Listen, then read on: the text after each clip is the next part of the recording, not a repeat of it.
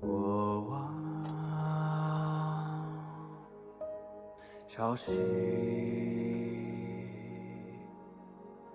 将我的伤痕刻蚀成龙鳞，突袭中酝酿着风云，血脉更续，在我皮肉下交织成命运，扎根于烈火烧灼的龙心，磨砺今世做我的骨骼，放任飓风从口中挣脱，用传说重塑我，用疼痛重铸我，撕裂心海之方，万军雷霆的巨响，浩瀚星魂激荡，惊涛骇浪胸口，鲜血滚烫，淬炼出爪牙锋芒。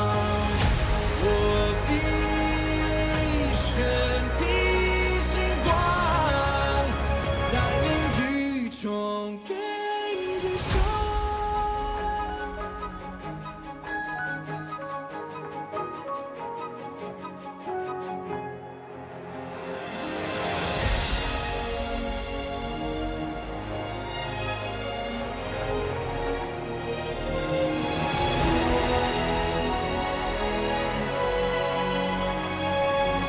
撕裂心海之方，万军雷霆的巨响，浩瀚星魂激荡，惊涛骇浪胸口，鲜血滚烫，淬炼出爪牙锋芒。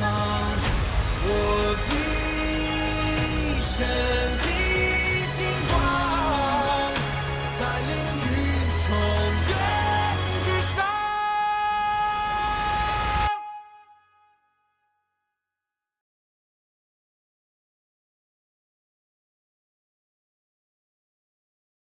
Good evening, everyone. Welcome. I forgot to take out my lunch bag. This is my lunch bag. I forgot to take out my lunch bag into the kitchen. Whoops. Oh Jesus. How's it going, everyone? Welcome. Today is the day when we jump straight into Daddy's story. The father is waiting for us. Also, I broke 2 nails of mine. I don't know. I'm half dead. Honestly, I am half dead. Anyways, so yes. So today on the menu we only have father and her story. Hopefully be able to defeat her weekly boss. If not, that'll be a little bit inconvenient. But that's alright. Maybe. Okay, my alert didn't go off yet. Give me 1 second. Let me just... I need to log into Genshin anyway. Oh no, actually I am already in Genshin. Okay. Oh, we're gonna have to... We are in game, ladies and gentlemen. And what here could is... the children be up to? Never mind. Let them do as they please. Look at her being a caring father.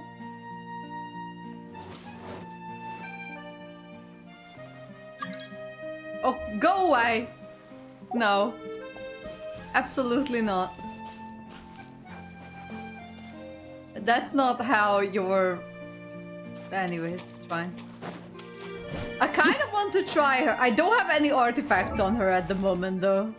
I've got nothing, because I haven't started farming her artifacts yet. What I want to say... yeah, okay. It actually go off. But I was looking at my alerts. What I'll do, I might fast equip something. Okay. Look, I'm going to put on... For now, I'm not gonna leave that on. But that's the best I have. I'm gonna put on Gladiator. Because I have pretty decent ones. So, equip that. Equip... I'll equip this one. I don't really need the energy recharge though. I can get something else. What's this? Physical, geo, physical. Physical damage is dead. I don't have any good circuits. Not really. I mean, I equipped this one. And what's this? That's geo. Okay, anything? I can't believe I don't have good sands either. I mean, I'll equip this one for now. And for this one, I just want to take out Gladiator. Confirm. And I want to put pyro damage. Do we have good pyro? Don't even have a good pyro goblet. Fuck. That's all cryo. You serious? Attack. I'll put attack on her for now. Alright. It's not perfect, but I'm working on it. I want to try it though. Oh, hello.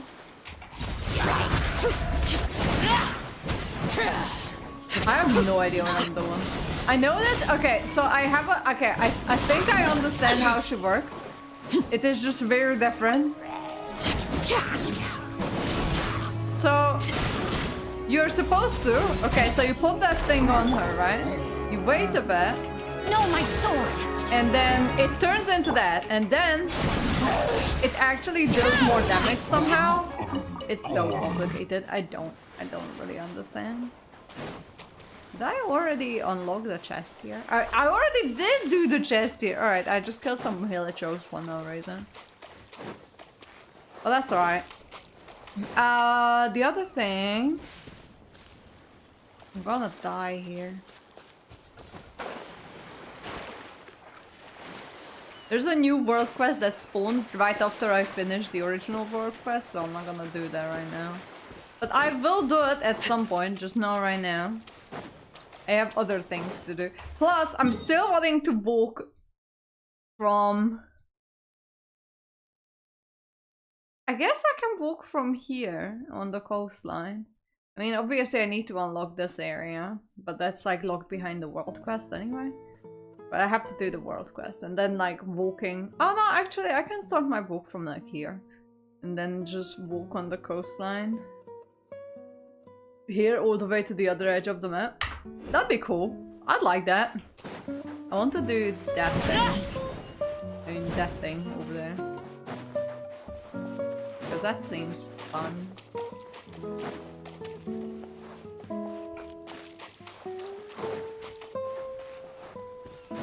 Okay. Arrow.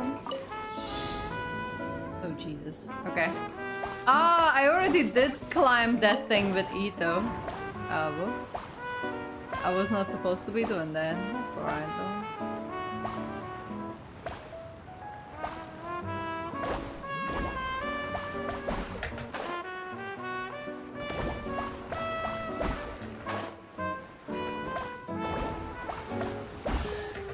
Oh wow!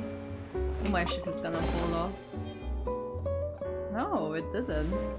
Awesome. I mean... And there's that other waterfall.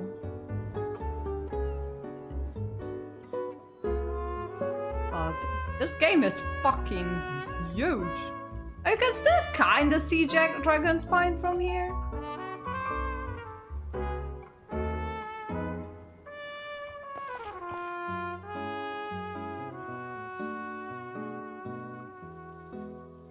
Alright. Should we unlock it? Hang on. Story quests available. Didn't even unlock Chiori's. I'll unlock it. No, I don't want to accept it though. But we can unlock the fathers. I'm actually looking forward to this a lot.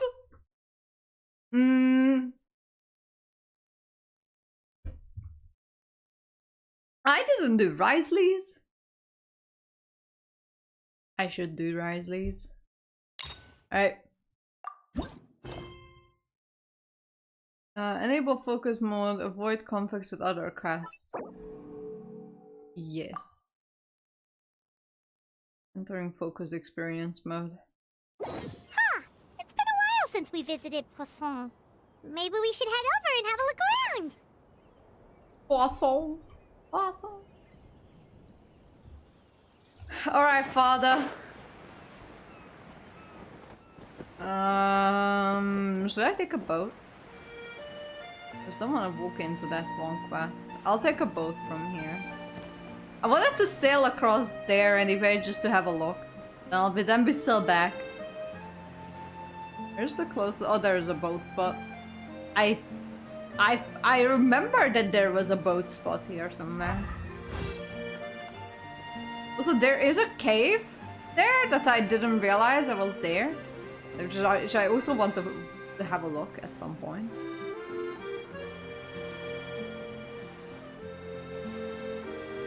Also, Petrichor became my favorite little town in Genshin. It's so cute.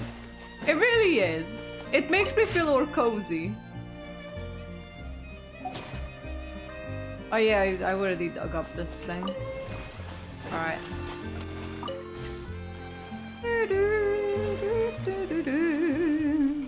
I wanna have a look at the big waterfall.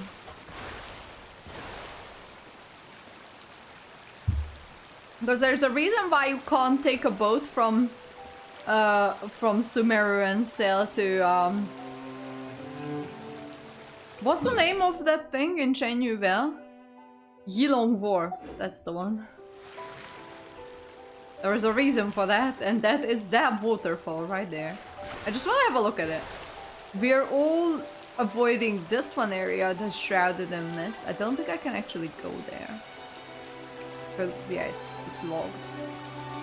But it's somewhere there. You can see it here from here, though. Which is kind of strange. But it's fine. What are those mountains in the distance? Just beyond Sumeru City. What are those? What am I looking at? Are these things? Or are these things? Doesn't really matter.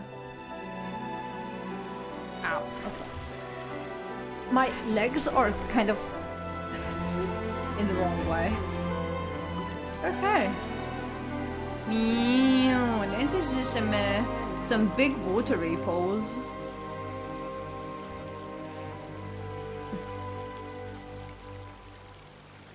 That's a lot of water. Taking a cruise. Taking a cruise down, walking fast.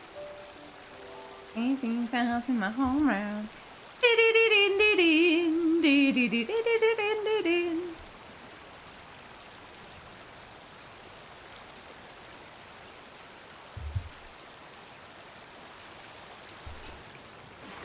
Yeah, so you can't go there where it's just like this misty thing.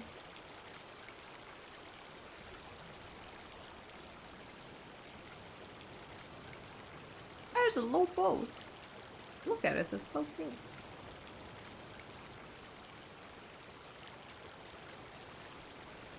Oh, some big waterfall.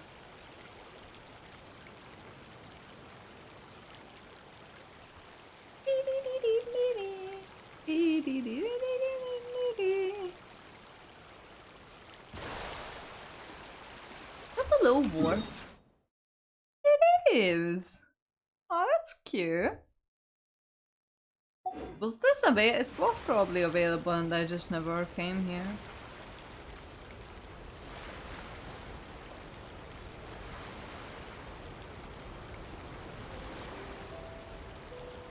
Just wanna see that waterfall because I never seen it up close.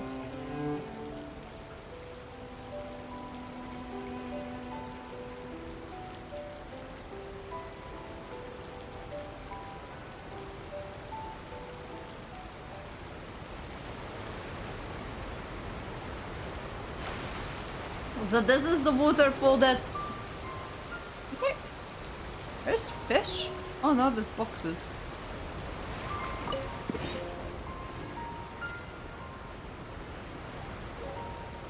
Yeah, so this is the waterfall, the reason by Yilong Wharf and Baila Harbor, I think that's what it's called.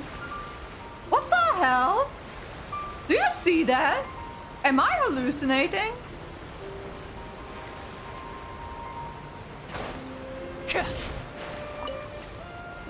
Hey?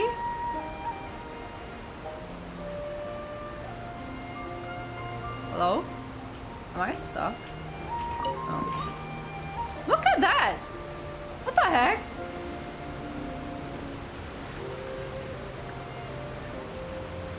Okay, well.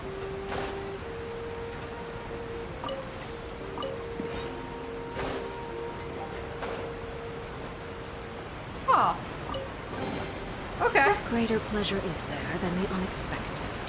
Well, it was unexpected, you're right. Alright, let's sail back. That was worth it, coming here. Also, I want to check out that little wharf here. Because I don't actually think I've been here. And then we sail all the way to Roritime Harbor.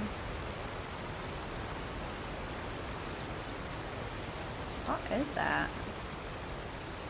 I don't think I've actually come down here before. There's also a whole man. Actually, 2 of them. 3 of them. Many of them. What are you guys doing out here? I can only talk to a few of them. I didn't even realize this little thing was here. Alright, Roritime Harbor it is. I know I could teleport, but it's more interesting this way.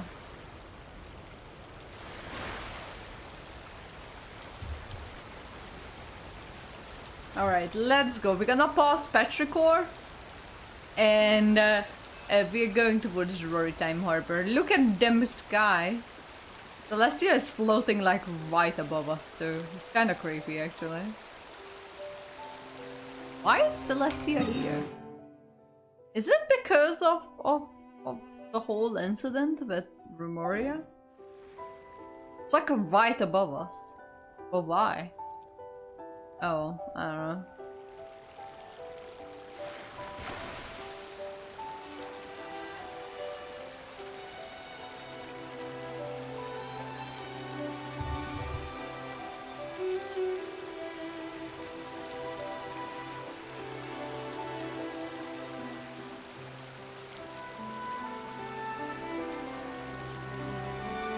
A little cruise. Never hurt anyone.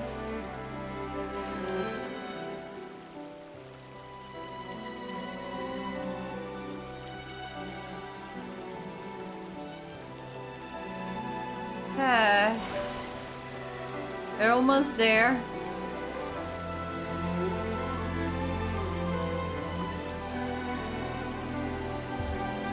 I can see Roritime Harbor. Don't worry, kids, we're almost there.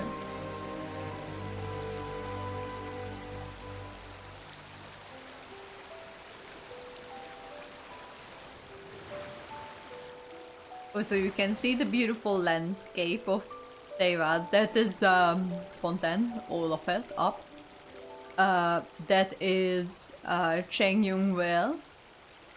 And the rest of Liyue is like around there. You can kind of take out the Jade Chamber in the distance there. That is Sumeru City.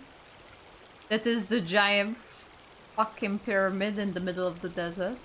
That's the magic tree. That's Storytime Harbor. It should be a tour guide.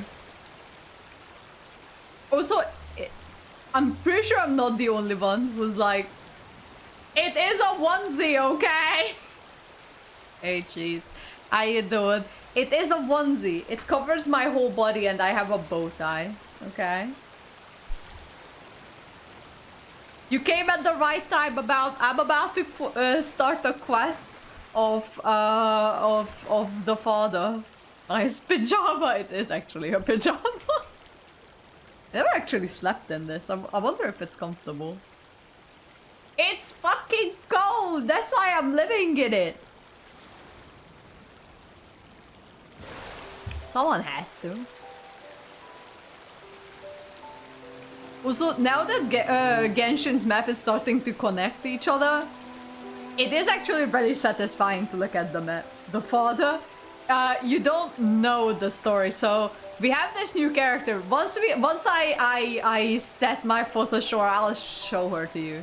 So we have the father, who's called a father, but it's a lady. Show me the... Okay, so the map it looks like this. The reason why this one is not unlocked is because this little part of the map is locked behind the quest that I didn't do. But this is how the map looks now. It's like very connected. I remember not too long ago, this was the only way you could get to Fontaine and this whole thing was unavailable. But look, it looks pretty interconnected now. Which is kind of nice. This still annoys me here, but right. It is getting there. It's getting there. Even this one can be unlocked. I just didn't take the time to do it yet.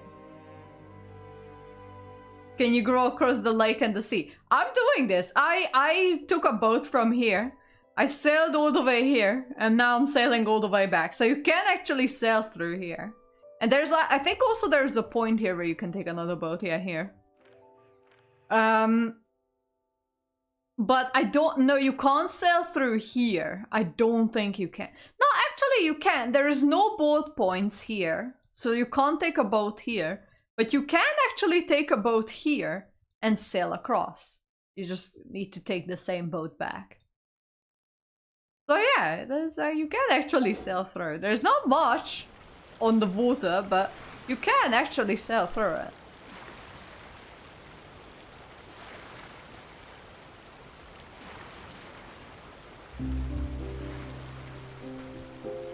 Ah. So this is Storytime Harbor, if anyone's unfamiliar with it. And we are almost at our destination where we disembark the vessel.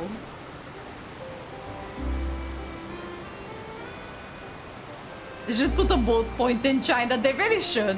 They're just not going to. Okay. So this is the father. She's kind of evil. But she fights with the sea. It is a polearm, but it just turns into a seat in her hand. Pretty cool, actually. I could work with her. You could? She's kind of evil. If you're looking at her too long, she's also glitching sometimes. I'll show it to you. That's... There. Look, she's glitching.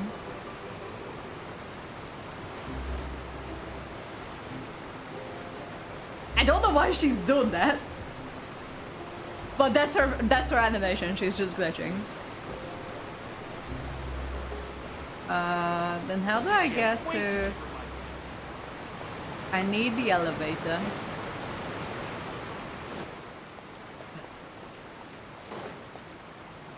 I didn't even realize her sleeves look really cool. She can get to Dishiko. What the hell? Alright. We gotta take the aqua bus. But we're just going to hop off at Poisson.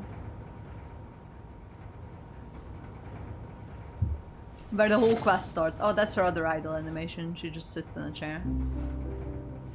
And she looks real bored about it.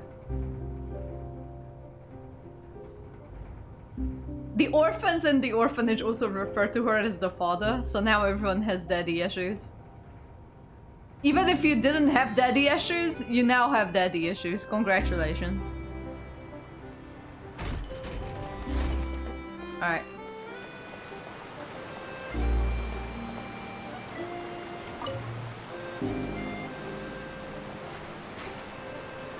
Okay. Aqua boss.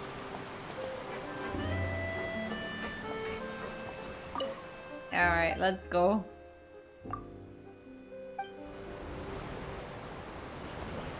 Alright, set.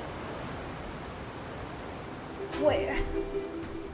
Welcome to the Clementine Line Aquabus. This boat tour will take you to the magnificent Court of Fontaine, the most important city in our nation.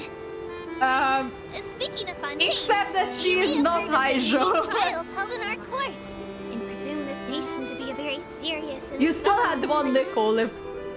Oh, In Hoyo! reality, Hoyo, Fontaine is I also a read center of Hydro instead of culinary and Hoyo. artistic Never mind, you delights. can keep your Full two of Nichols. great architecture, music, paintings, and delicacies, each of which are well worth experiencing for yourself.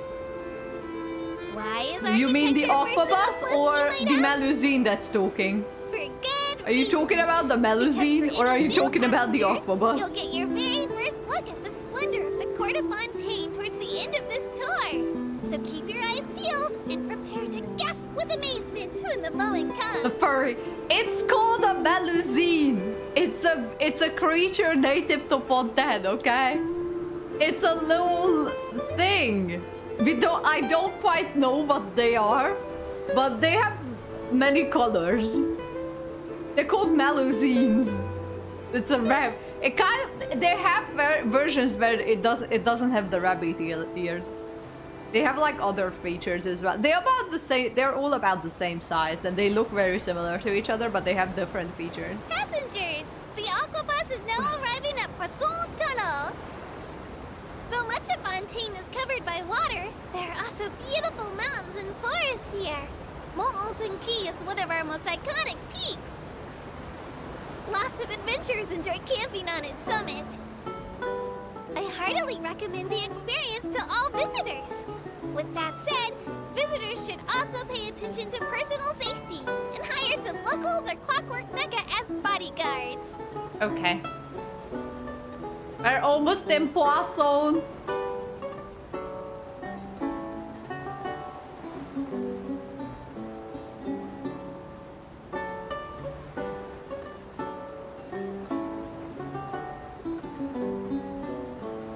We pass through the tunnel and then we disembark.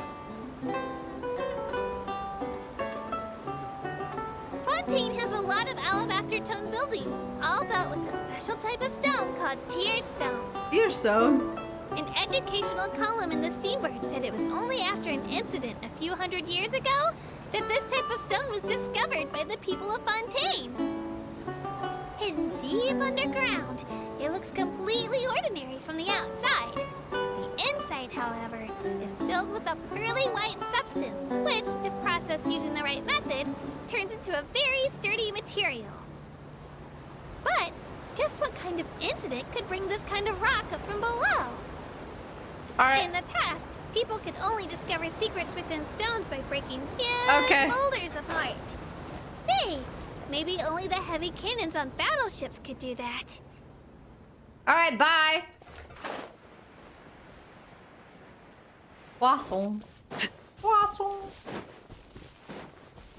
We're almost there.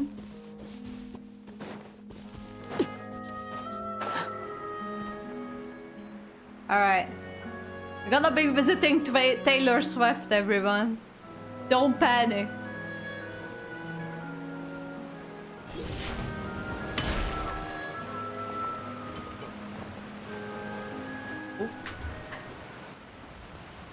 Hey, traveler. Paimon. Liddy? What are you doing Oh, here? Paimon knows that voice. I'm gone in that case. Alright, bye. Over here.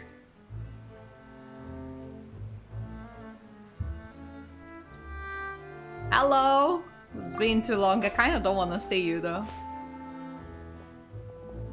To borrow one of the more popular turns of phrase at the moment, this appears to be quite the fated reunion.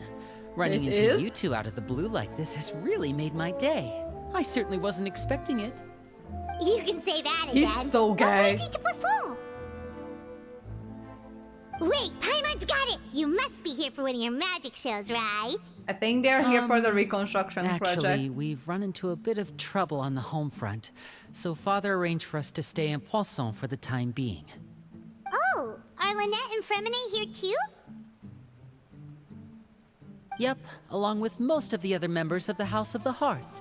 You may have noticed Poisson seems a bit more crowded than usual.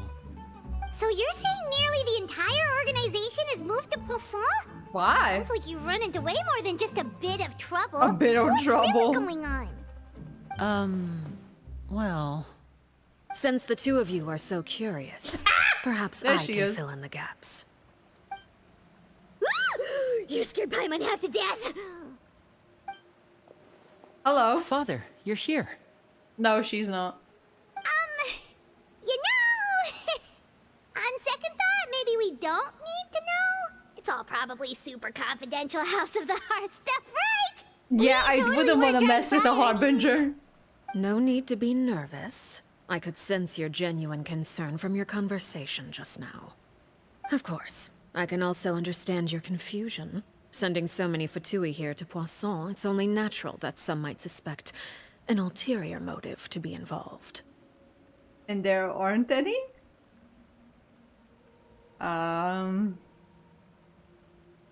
Well, we are a little I curious. understand. I'm well aware you've had your fair share of confrontations with the Fatui in the past, and I can't exactly guarantee that we'll remain on good terms in the future. As for right now, however, I would say we have little reason to be at odds, wouldn't you agree? The House of the Okay. Hearth could stand to be more open with those who have worked so closely with us in the past. As for the issue Okay. at hand, I mean, I am it cozy hardly with Child relates to any too. ulterior motive. To be frank, it all stems from a certain rumor circulating around the House of the Hearth. It's an internal matter. What sort of rumor? A Paimon. rumor that a certain phantom child is hiding away in the House of the Hearth. Some sort of ghost story, A maybe? phantom child? Ooh, just hearing the name is giving Paimon the creeps. A spirit that should have long ceased to exist is lurking in the shadows of the House of the Hearth. So I decided to bring the children to Poisson before continuing to investigate the situation. I expect I should be able to track down the spirit fairly quickly. After that, it's just a matter of resolving the situation, if you will. It shouldn't be much trouble at all. Okay. If you're curious, or if you still have some concerns, it might be advisable to stick around for a few days. I'm sure the children would be exceedingly pleased to welcome some visitors. And plus, Lenny, some I'll would take leave you you to guys in entertain because our you help guests. them so much. I have some matters to attend to. Of course, Father.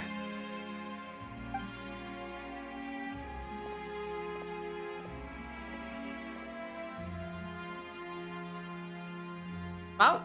We're a little bit scared.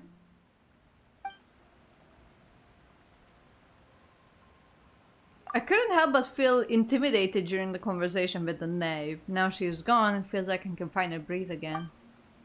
It also suggests we stick around for a few days, but why? It has long been a dream of mine to invite you to our home and introduce you to my other siblings. You're quite well known in the organization already.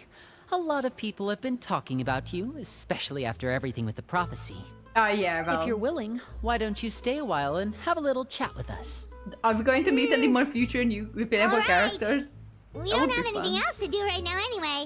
But let's be clear, we're just gonna be there as guests, okay? Don't get any funny. Oh, wait a second. For your guests, that probably means we'll be treated to lots of yummy food, right? Oh my god, Paimon. Of course. During our stay in Poisson, we've been helping out the locals with some fishing. We bring in quite the bounty every day. In fact, today's the perfect chance for me to show you what I can do in the kitchen. Let's go. I'll take you to where we're staying. Okay. Alright.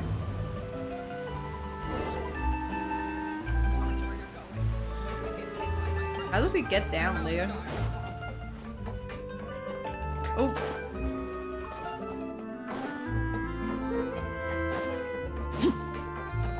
Can I just glide down?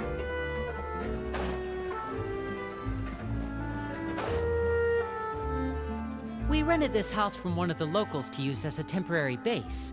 I'll come back later and tidy up a bit. After that, it should be all ready for you to stay in tonight. Oh, really? Awesome, thanks!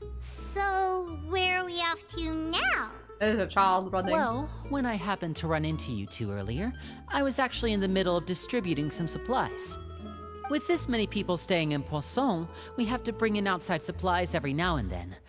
I should probably make sure the rest of these provisions get delivered. Otherwise, people might start to get antsy.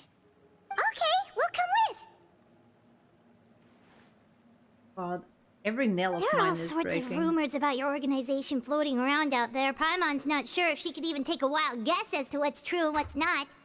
But now that we finally have the chance to see a day in the life of the house, we can take a good look at how you operate! Well, you're more than welcome to come along. Just follow me. Okay.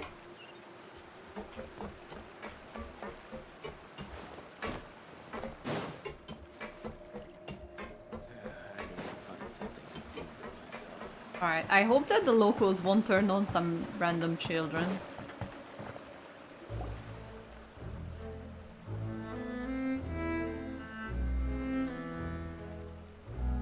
Linny! You're finally here! The supplies. I'm assuming you've... Brought them with me? Yep, here you go. Hello? Something caught your eye? It's the Traveler in Paimon! Yep, it's a me, Mario. No way! Come here, everyone! Hurry! The Traveler and Paimon are here! Oh, these are like older kids, I guess. One at a time, please. Don't crowd around them all at once. We don't want to scare off our guests now, do we? Oh, it's alright!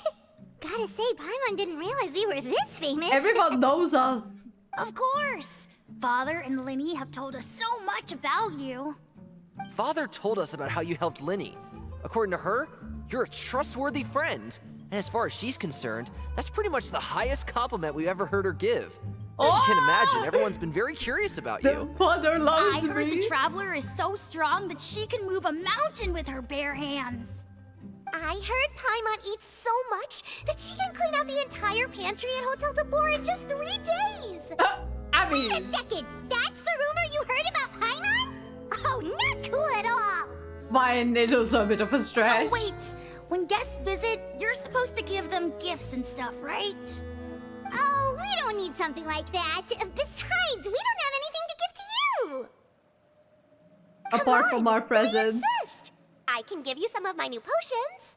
Just pick your poison. And by that, I mean medicine or actual poison. I got both.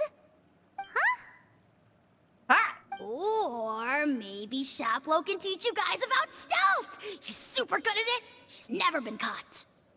Ah, now that's not a bad idea. I know you usually prefer to fight head-on, but it never hurts to expand your bag of tricks, right?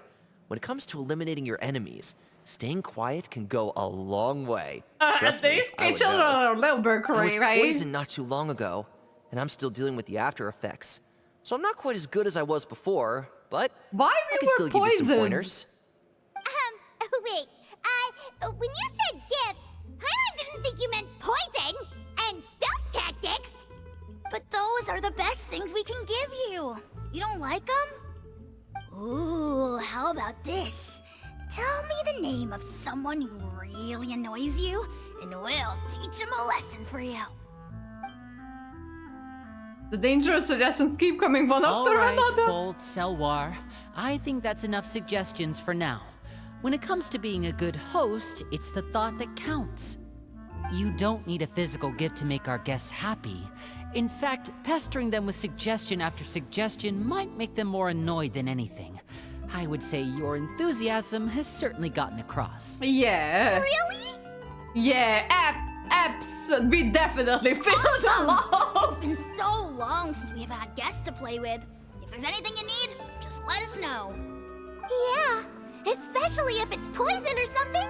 I got all sorts of potions for that. Poison Well, or something. we'll talk to you all later. We've still got supplies to distribute. All right, see you later. Bye. Random children. I like the NPCs with the light green eyes. Bye! Aw, they're kind of cute, actually. Lenny, about all that poison and stealth tactics talk just now. Scared you, did it? That kind of talk comes with being part of the House of the Hearth. When Foltz was really young, he strangled all of his family pets, just out of curiosity. He was labeled a dangerous problem child and was abandoned by his family. Elwar has an unnatural obsession with potions. Father has forbidden her from trying all the different concoctions she comes up with, but she still tries to test them in secret. You really have to keep an eye on that one. Chaplot is around my age. While I'm mainly responsible for collecting intelligence, he handles surveillance. He's very passionate about his work and has no reservations about taking on some very difficult missions. I know you two probably aren't used to that kind of talk, but I can promise you they only had the best of intentions. Aw. Things like stealth tactics and developing different poisons, they really mean a lot to them. They were just trying to share the best of what they could offer. No, that's all. actually pretty cute in a weird way.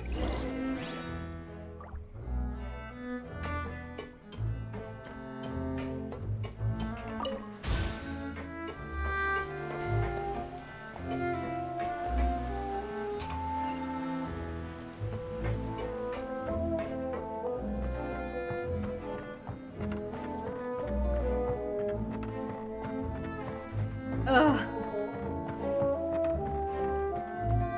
Okay.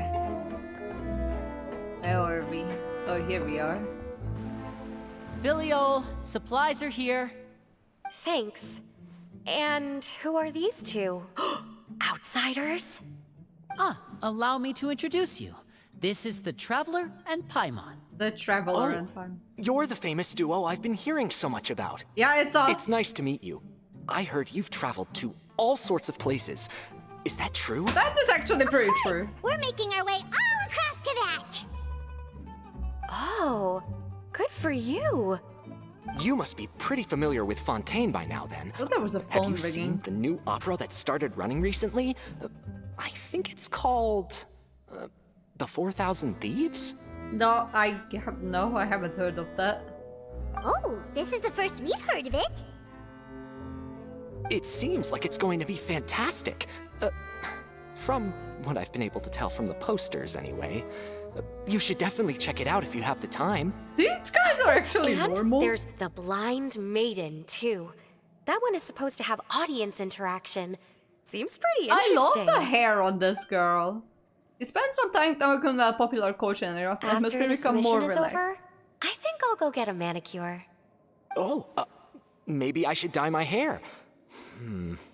Wonder how much it'll cost. Is it just Paimon, or do these two seem much easier to get along with than the others? Looks like the House of the Hearth has some normal members after all. I don't think they are normal. I They're heard just that. no more on the surface. Oops. I'm guessing you're referring to Foltz and the others? Yeah, we're definitely not all like them. I bet those crazies are practically foaming at the mouth right now. I'm sure they just can't wait to get back to Snezhnaya to carry out the plan. That's plan? enough, Filial. Don't talk about family members behind their back, right? Whatever. Let's go. Guess this is goodbye then. If you ever have some time, we should go see the opera together. He's actually nice. She's kind of a bitch, but... What about these two? What the hell was all that? Well, that's it for the supplies. We should probably head back as well.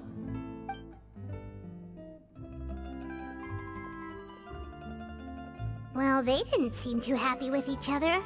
Seems like there could be something more going on here.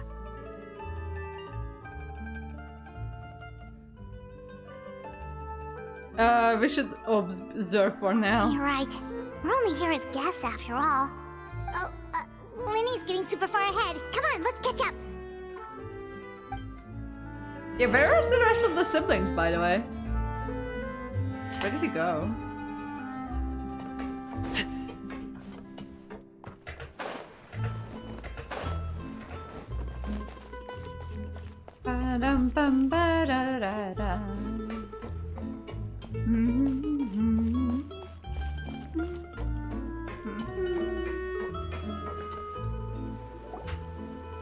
So, what do you think of the members you've met so far?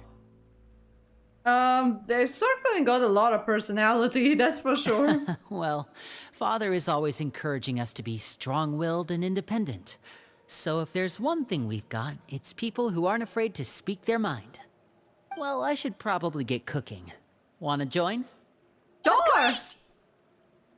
Then let's head out and... Huh? Fremine, what are you doing here? Well... Hey, fermented boy. Hey, nice to see you again. Hey, ferment. You too. I heard you're here as guests of House of the Hearth. Welcome. We were just going to make some food. Why don't you come along? I could use some help in the kitchen, and I seem to remember you mentioning you wanted to make seafood soup for the traveler in Paimon. Seafood soup? Oh, Paimon's There's another child running in the background. Were Is you that the looking for phantom something child? just now, Fremine? Maybe I can help. It's nothing. I just wanted to see if there were any extra supplies. Yeah, we've got some left over. What do you need? Some food and water. And some clean cloth, if possible. No problem. Give me a second here. Food, water... Why do you need these? Wait a minute. What do you need all of those for? You're not on any missions as far as I'm aware, and you were just going to come eat with us. So what's this all about? Oh no. I thought I'd grab an extra portion because I get hungry at night. Oh no. Could be because I'm growing, you know? And... Fremine, you remember what I told you? You're not like me. Your lying skills still need some work. Tell me what's going on. Is it really bad enough that you have to keep it from your own brother? Maybe it'll be better if we Yeah, give them it's some probably space. better if we keep our distance for a bit.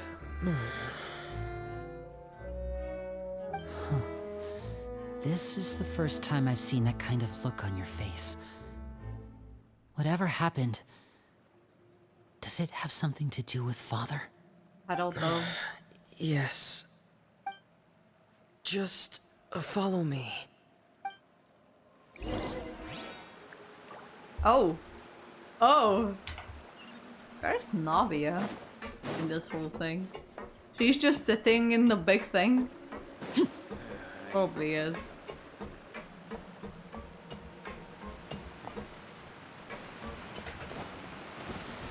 Huh? Who that? You're back. Oh, and you've brought some friends with you this time. Hello, my name's Linny. I grew up in the House of the Hearth. And you are? Hi, Linny. I'm also a child of the House of the Hearth, just like you. You can call me Clairvy. Clairvy? It's nice to meet you. What the hell? Who's she? Does that name ring any bells, Linny? No, not at all. That's not a name we have on our roster, I'm sure of it. What I'm not sure of, though, is how she managed to sneak in. She must be the phantom child Father's been searching for. From the looks of it, I'm guessing you were the one that found her, Fremine. You, haven't told Father, have you? No, I haven't told anyone. I've just been keeping her hidden. Well, why though? For how long? About half a month now. So that's 2 weeks. So ever since we got to Poisson then, do you have any idea what you're doing? I know what I'm doing. Really? Because from where I'm standing, it looks like you're hiding the very person Father has been trying to find. If Father finds out about this, everyone involved is going to be punished. You know the rules of the house, Fremine. I know you do. Father doesn't tolerate any form of betrayal. So why are you doing this? I've thought it through. And I just can't hand her over like that. Linny, don't you remember last year? Sheplo nearly died after getting poisoned during that one mission. He wasn't able to get back before the poison started taking effect, and not a single person was there to help him. That night, while I was sleeping, I heard a voice telling me to go save him. I opened my eyes, but I couldn't find the source of the voice. I thought maybe I was just hearing things, but I went to look for him anyway. Luckily, I got there with enough time to save his life. That feeling of being haunted, of hearing voices, it's happened many times in the House of the Hearth. I'm sure you've noticed. So it is the Phantom So what Child. you're saying is, that was her? She was the one who spoke to you that night? Unless there are other spirits roaming around the House of the Hearth, I don't think there's any other possibility. Okay, fair If enough. Clairvy were our enemy, it wouldn't matter whether she was a spirit or an actual child. I would have acted without a second thought, because that's what Father ordered us to do. But she's been living with us, helping us from the shadows all this time. I think that makes her family. I couldn't just hand her over to be dealt with. Not when there's so much we still don't know. So what's your plan then? You can't keep her here forever. Someone is bound to find out eventually. Well, first of all, it's I Lily. haven't thought that far yet. I don't want to disobey an order from Father, but I also don't want to put Clairvy in danger. Come with me. Okay. There are a couple things I'd like to say to you in private.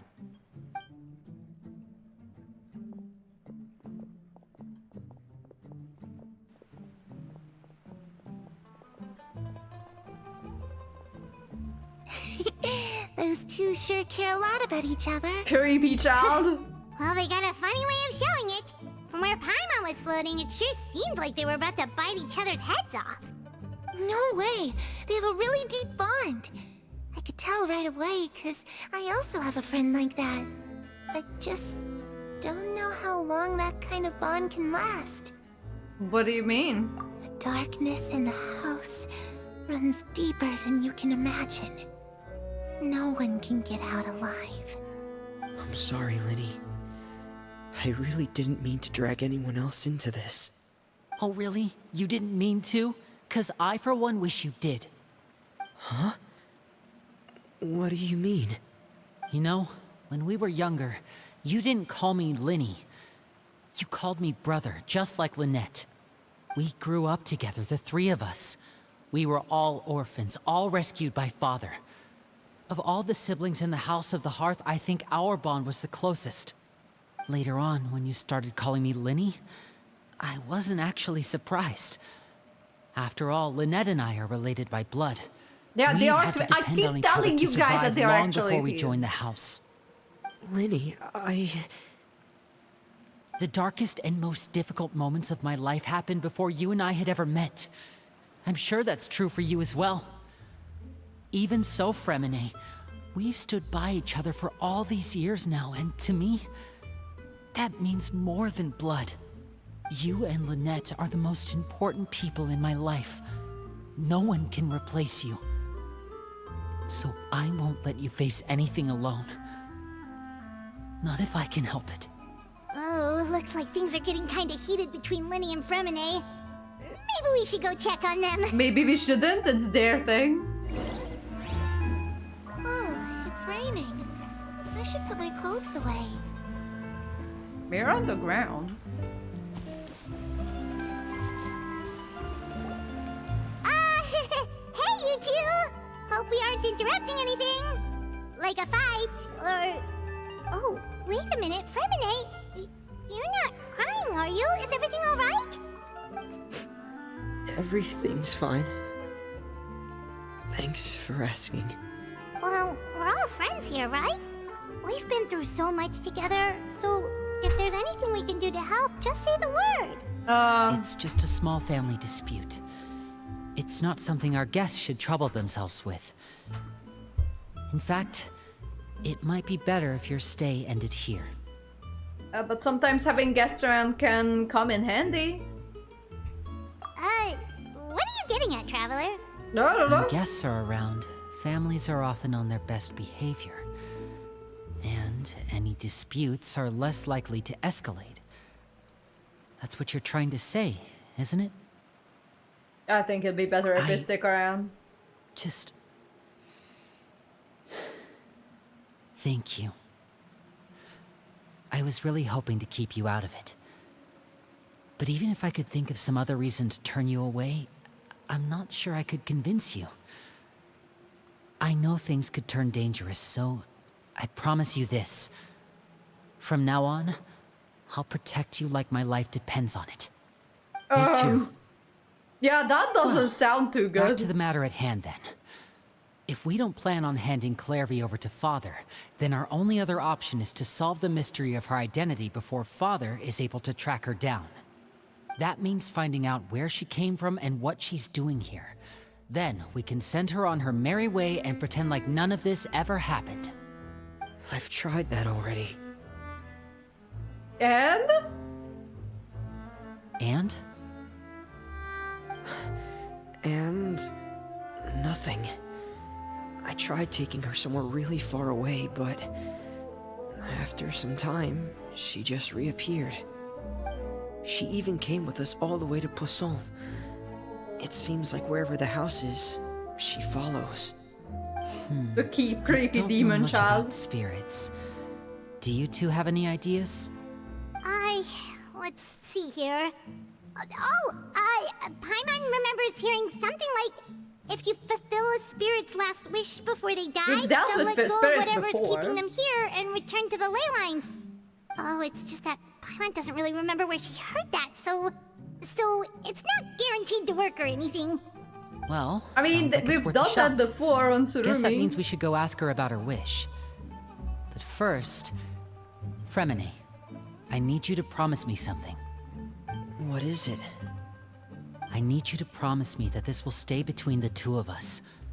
We're the masterminds behind this whole thing. No one else gets involved. Can you do that for me? Of course. I promise. All right. Then let's seal the promise just like when we were kids. Fist bump on 3. Ready? 1, 2, 3. No. I swear. Lead it!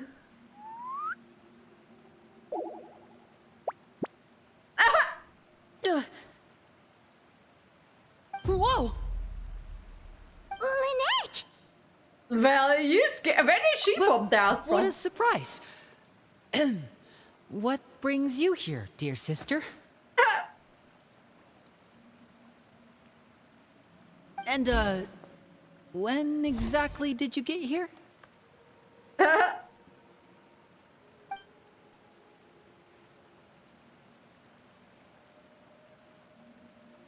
You're an idiot, brother. And you too, Fremine. I don't get it. You 3, Traveler. And you 4, Paimon. Oh, Wait, sheesh. what did we do? I've seen Clairvy around the House of the Hearth before. I hadn't seen her in Poisson, so I figured she must not have come with us. But it turns out, you were just hiding her. I heard you talking about your plan. Rather than steering clear of the situation, I'd rather fully join in. Okay, that doesn't seem like a good idea. If you don't agree, I'll have no choice but to report everything back to Father. Simple as that. You're not giving us much wiggle room here, Lynette. Well, I guess we're all in this together then. After we talk to Clairvy, we'll figure out our next move. There's no time to lose. Let's go. Okay, so where are we going? We are going back to the lower child. She's a little bit creepy. I'm full. Thank you for bringing me this food, you guys. She said she's full, but the food doesn't look like it's even been touched. Well, she is a spirit. That's right. Based on what I've been able to observe, it doesn't seem like Clairvy can interact with the physical world at all. Still, when she's presented with food, she'll always linger around it for a good little while. Maybe, in her mind, she really is eating those things. Does she know that she has already passed away? I don't know. I've tried to ask her, but she didn't answer. My guess is that she's just as confused as we are. Or maybe she couldn't understand the question at all.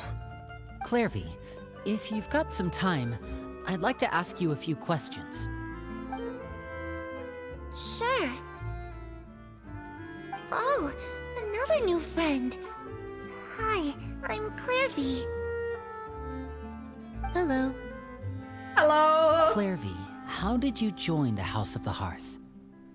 Huh? Isn't it the same for everybody? The knave brings you here and then you can't leave. It's just that your name, it's not on the roster. And I've never seen you before. The roster? Oh, I get it now. I think there might be some things you don't know about this place. The people in charge, they're not as nice as they look. They say they keep a roster, but it's not complete. There are a lot of people who aren't on it, and never will be. In this house, some people are family, and other people are just test subjects. Those kinds of people aren't ever going to get a place on the roster, unless it's the roster of people who've been executed. Wait, does that mean the knave... She... Is there anyone that can vouch for you? Mary, she's my best friend. She's the only one I trust in this place. Perry? Have either of you heard of that name before? No. Me neither. Clairvy, Perry. Neither of those names are on the roster. But it seems like she's telling the truth. Either that, or this kid's already got a bag of tricks bigger than mine. Maybe we should try a different approach. Clairvy, do you have a wish? A wish? A wish? It can be anything you want. Just imagine. It's your birthday, you're blowing out the candles, and your wish is...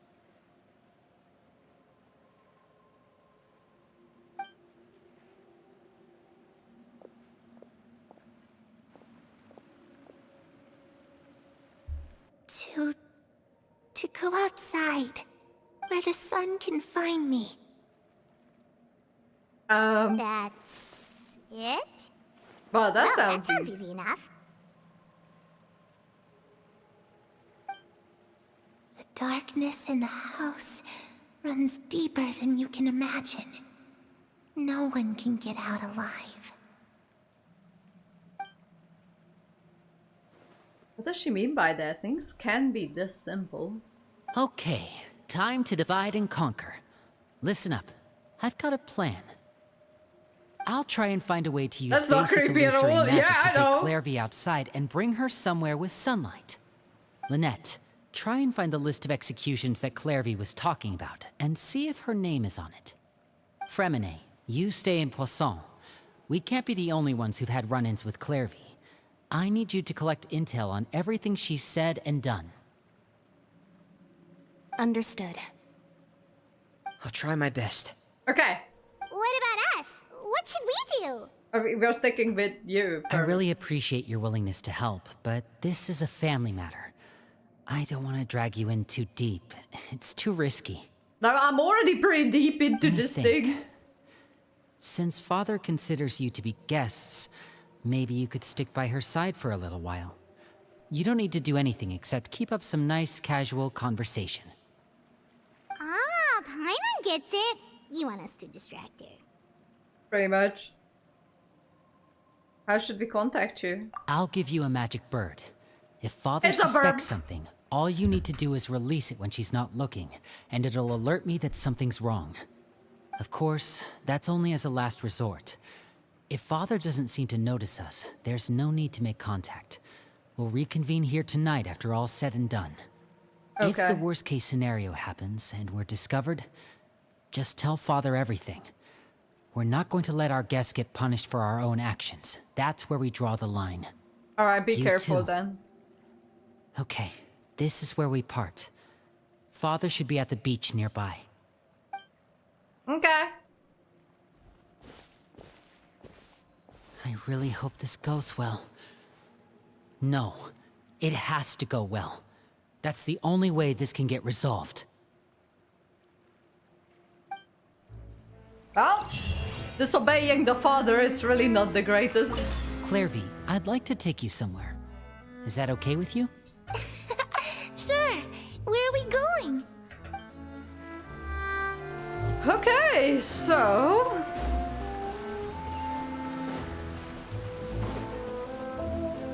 I don't know where Linny and Lynette went.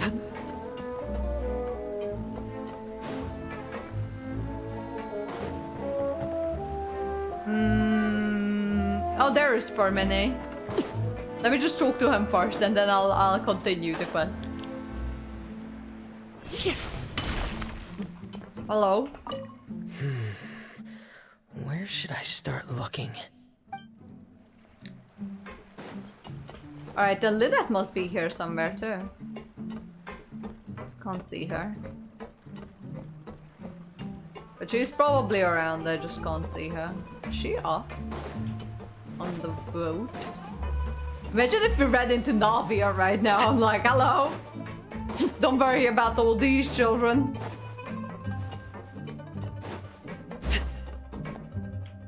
No, they're not up here.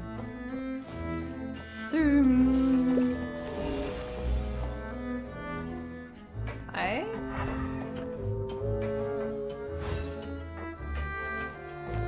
Is there a chest on top here somewhere? There could be. This wouldn't be the first time they hid it somewhere. Ah, it's this! There is! An impressive bounty. Nice. Awesome. Okay. Okay, she's not here. Can't see her though. And all the poisson. Barely anyone around though.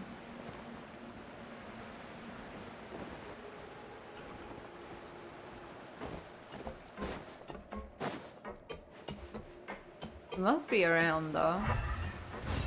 That's a puppy dog! Ow.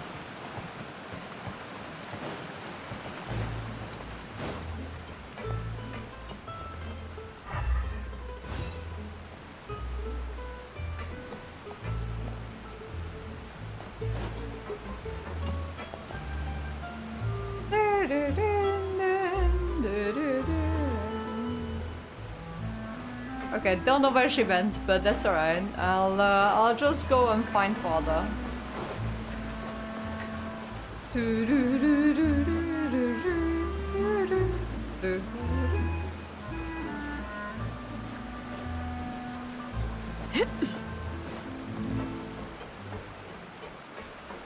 Alright, hang on. Before I do that, I'll grab myself a drink. I'll be right back. I'll be right back.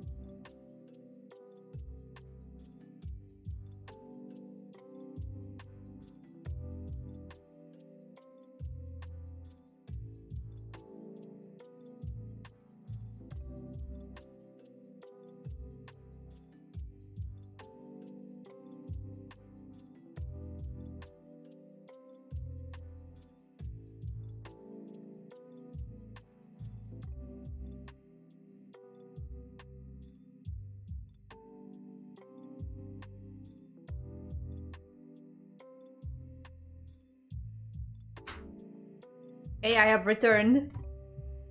I gotta let me shut down the music. Okay, and then I want to download this. Awesome. Okay. Oh, right. So we are about to meet Father somewhere.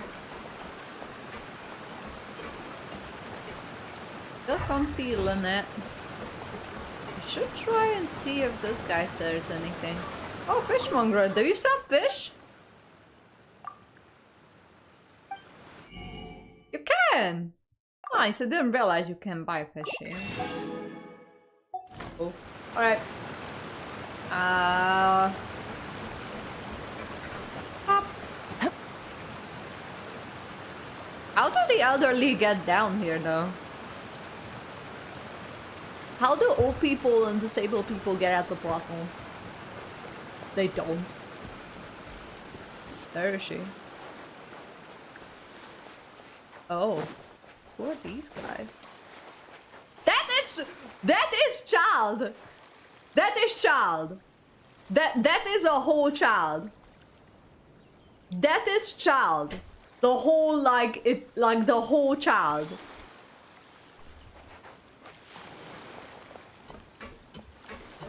That is why is child here? Hello? It's the knave and child. Hey, my first husband. Hey, aren't you supposed to be in Snezhnaya recuperating? What are you still doing in Fontaine? Oh, it's you two. I didn't expect to run into you here. Well, you did survive. I was unconscious for quite a while after the fight in the Primordial Sea. After I woke up, I realized I was being taken back to Snezhnaya, and well, I couldn't have that now, could I? Not when I've still got unfinished business here in Fontaine. So, I mustered up all my strength and made the journey back on my own. What sort of unfinished business are we talking here? It has to do with Skirk, my master. I really wanted to meet up with her, but by the time I got back, she had already left. I still have so many questions for her. Without any other leads, all I could do was ask the knave to help me track her down. She must have left behind some traces from her time in Fontaine. Oh, okay, so have you found any clues? Unfortunately, no. While the House of the Hearth is adept at collecting all manner of intelligence, certain existences can still manage to escape our purview. Well, Skirk is like that. Unless Master feels there's a need to meet with me, she's not going to be found. But that problem has an easy fix. I just need to become stronger, and then... He's dying. I think you should focus on getting better first. The worst of it is over. It's all You have thanks to that that fish one eyes, kid my from the man. House of the Hearth. Elwar, I think her name was. She gave me a bunch of random potions to drink. They didn't go down easy, let me tell you. Pain and chills all over. But they really did help speed up my recovery. And that's good, because it looks like I really do have to head back this time. The old man's been putting the pressure on me. He sent someone to tell me I'm needed for some sort of project. Project Stuja? Yeah, that's the one. I heard Regrader's involved too. I'm not looking forward to having to listen to all his monologuing, that's for sure. Hey, maybe you could think of a way for me to stay in Fontaine for a little longer. She wants to get rid Lenny of and the him. others brush up on their fighting skills would be far more interesting. If you and I could spar, that would be even better. I've been waiting for a chance to see you go all out. And what a sweet little daydream that is. But I also have a role to play in all this. I'll be leaving Fontaine shortly as well. Besides, considering how little they see fit to step outside the homeland, being called on to return to Snezhnaya by such illustrious dignitaries, what a great honor. Wouldn't you agree? She can't stand him. One I could do without, I'd say. Is it just Paimon? Or does it kind of seem like they're... Yeah, just casually trash-talking their colleagues behind their So, back. dear guests of the House of the Hearth, to what do I owe the visit? Well, We just want to learn more about you. We're super close to Linny and the others, but we still don't know much about you. Is that so? Introductions have already been made, have they not? Yeah. Well, you see, there's only so much you can learn about someone from a short introduction. At least tell us something a little extra, like, why do you call yourself father? Huh, good question. I'd also like to know. The fact that you have to ask tells me our intelligence work has been quite successful. Telling you the answer to that question would only serve to undermine that success. And we can't have that, now can we? Spoken like a true diplomat. She That says was some no. expert sidestepping right there. Well, if there's nothing else, I think I'll take my leave. I still have a small matter to resolve at home. Wait, don't go! If the Nate leaves right now, she sure run into Linny and Clevy. I should release a bird that Linny gave us? No, we should try to get her talking something else. About the heart of the heart. I'd also like to hear the answer to this. I've met some of the members of your organization, and they all seemed like really good kids. They actually reminded me of Tonya and Tusser. Which, by the way, if you ever betray them, I'm just letting you know, I won't let you off easy. And why would I betray them? Well, you've already betrayed the House of the Hearth once, haven't you? At least, that's what I heard.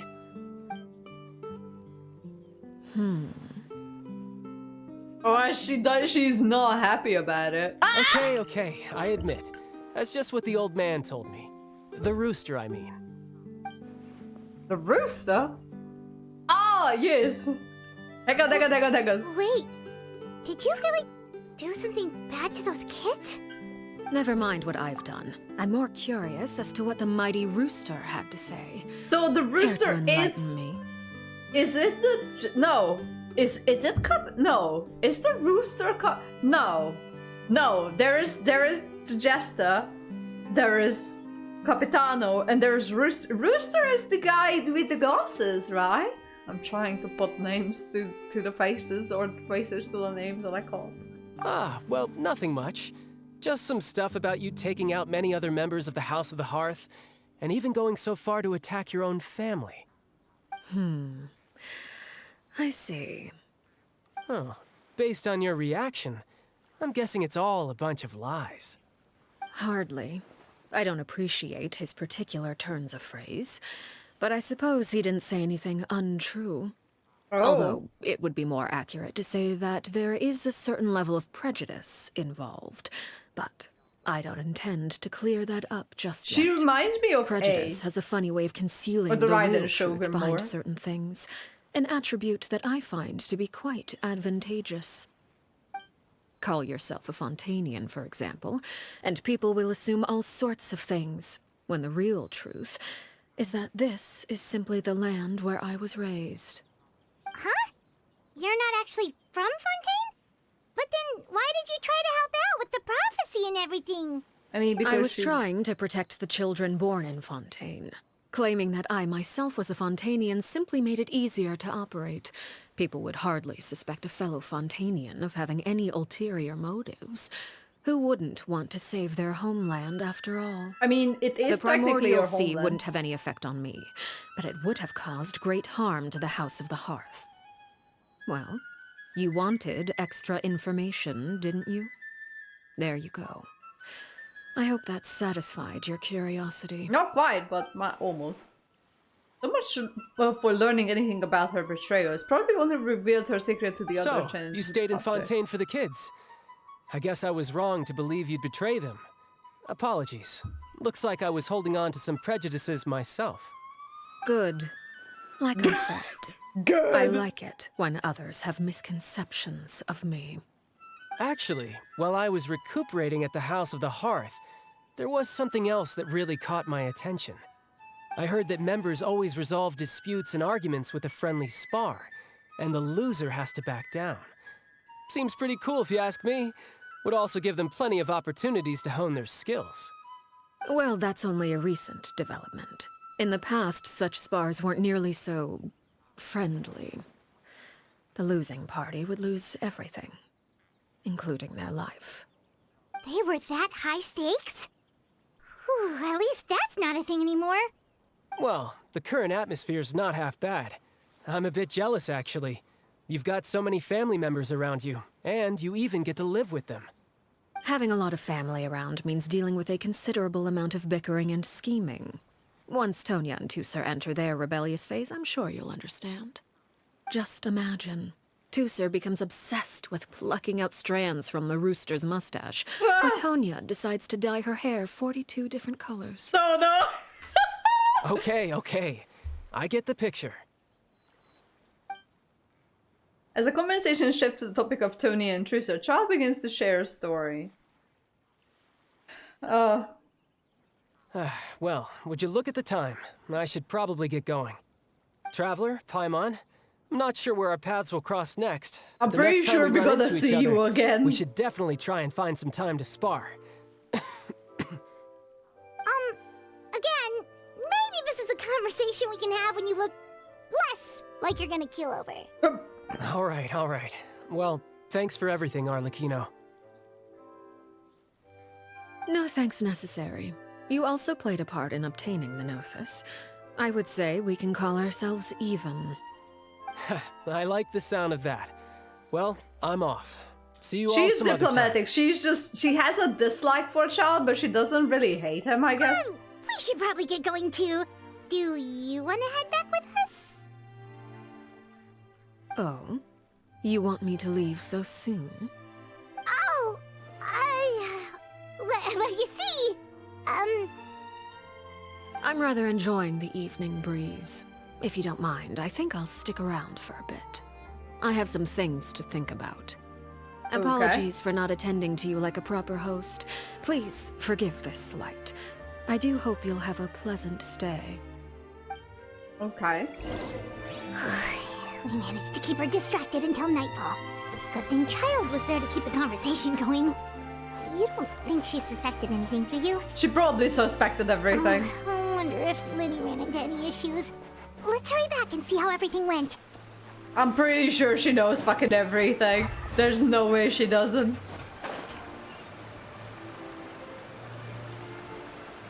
Am I going the right way? Yes, okay.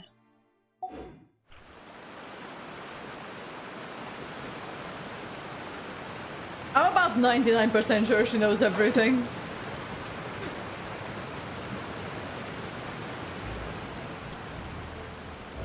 Oh my god.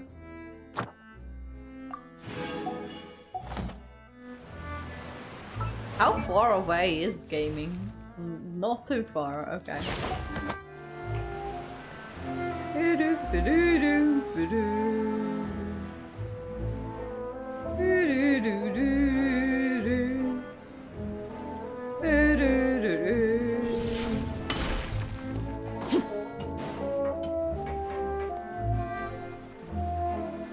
Lenny, how did everything go? Well, long story short, we ran into a small issue. Clairvy can't go into the sunlight. Huh? What do you mean? Everything was fine at first. She followed me up to the surface just like I told her.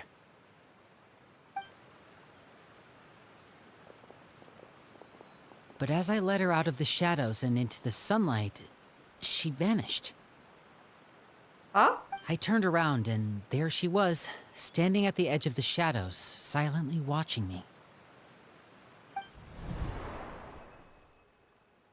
Huh. Maybe she's afraid of sunlight, or... No, it wouldn't be her wish if that were the case. No. Well, we could always try pushing her into it. I'm not sure that pushing works on a non-corporeal being. Oh, true. I've pretty much tried it all already. Nothing worked. Eventually, the sun went down, so all I could do was bring her back here. How did it go with you, Lynette? Good. I've got the list. It's right here. Really? Well, what are we waiting for? Let's take a look. Okay. Oh, that's a lot of pages. Oh, it's gonna take forever to get through it all. I mean, it's five of Each us. take a section. Here. La Pouillade, Landois, Chambel, Aurere. Okay. No. No. No. No. No. Oh, yikes. That Aurere guy has a huge scar on his face. He's kinda giving Paimon the creeps. Ah, I've met him before. The scar is from an injury he received during a mission. I still remember him joking with me about it. He said any future lover would take one look at him and then lose all interest. Did he say anything else? Well, I asked if there was someone he was interested in. He said no, and that's where our conversation ended. It was only later that I learned he really did have someone he liked. He risked everything to escape so he could be with her, but it didn't work. One day, Father asked to see him, and, well, I never saw him again after that. Oh no. Wait, so that means the knave, She executed him. It may seem cruel, but it's just one of the rules of the house. Betrayal is not to be taken lightly. We know too many secrets to come and go as we please. So, if you do try to leave, you pay with your life. Solemn Mister descends over the group as you look through the list. Her name's not here, huh? Well, that's not too surprising. It doesn't seem like this list is complete. It only contains records dating back around 5 years. Let's shift our attention then. Fremine, were you able to find anything out? He's sleeping. Fremine. He's sleeping. Sorry. I was thinking about something. I managed to talk to quite a few people, but I couldn't help but notice that the atmosphere in the house was a little... strange. Strange. Yeah, I mean, I know there have been arguments in the past, times when people haven't gotten along. Chaplot and Filiol are a good example of that. Okay. Oh, those are two of the people that we met while delivering supplies. Paimon can see how they might not get along. They had very different vibes, and their, interests seem to be pretty different as well. Yeah. That's to be expected, actually. Father brought us all here, shared her knowledge with us, taught us how to fight. That's one thing we all share. But that's also where the similarities end. Not all of us feel the same desire to stay here. As members of the House of the Hearth, we're also considered part of the Fatui. And to a lot of people, that's an identity they never asked for. Well, fair enough. Certain members get older and realize they want something else for themselves. But considering the rules of the house, most people would never say that out loud. People like Chaplot and Foltz are loyal to Father and her vision. They're proud to be part of the Fatui. Filiol and Nantoy, on the other hand, well, they aren't quite as enthusiastic. They just want to live a normal life. These kinds of conflicts have always been there. It's not like Father is in the dark about any of this. Well, that's true. But it just feels like things have gotten worse lately. Filiol and the others... it seemed like they were meeting in secret to talk about something. I can't say for sure, but I think they've met Clairvy. They were also met You Claire? think she's been inciting them to act out? No, not exactly. But I wouldn't be surprised if she said something to them about the darkness in the house and how deep it runs. She's told me about it before.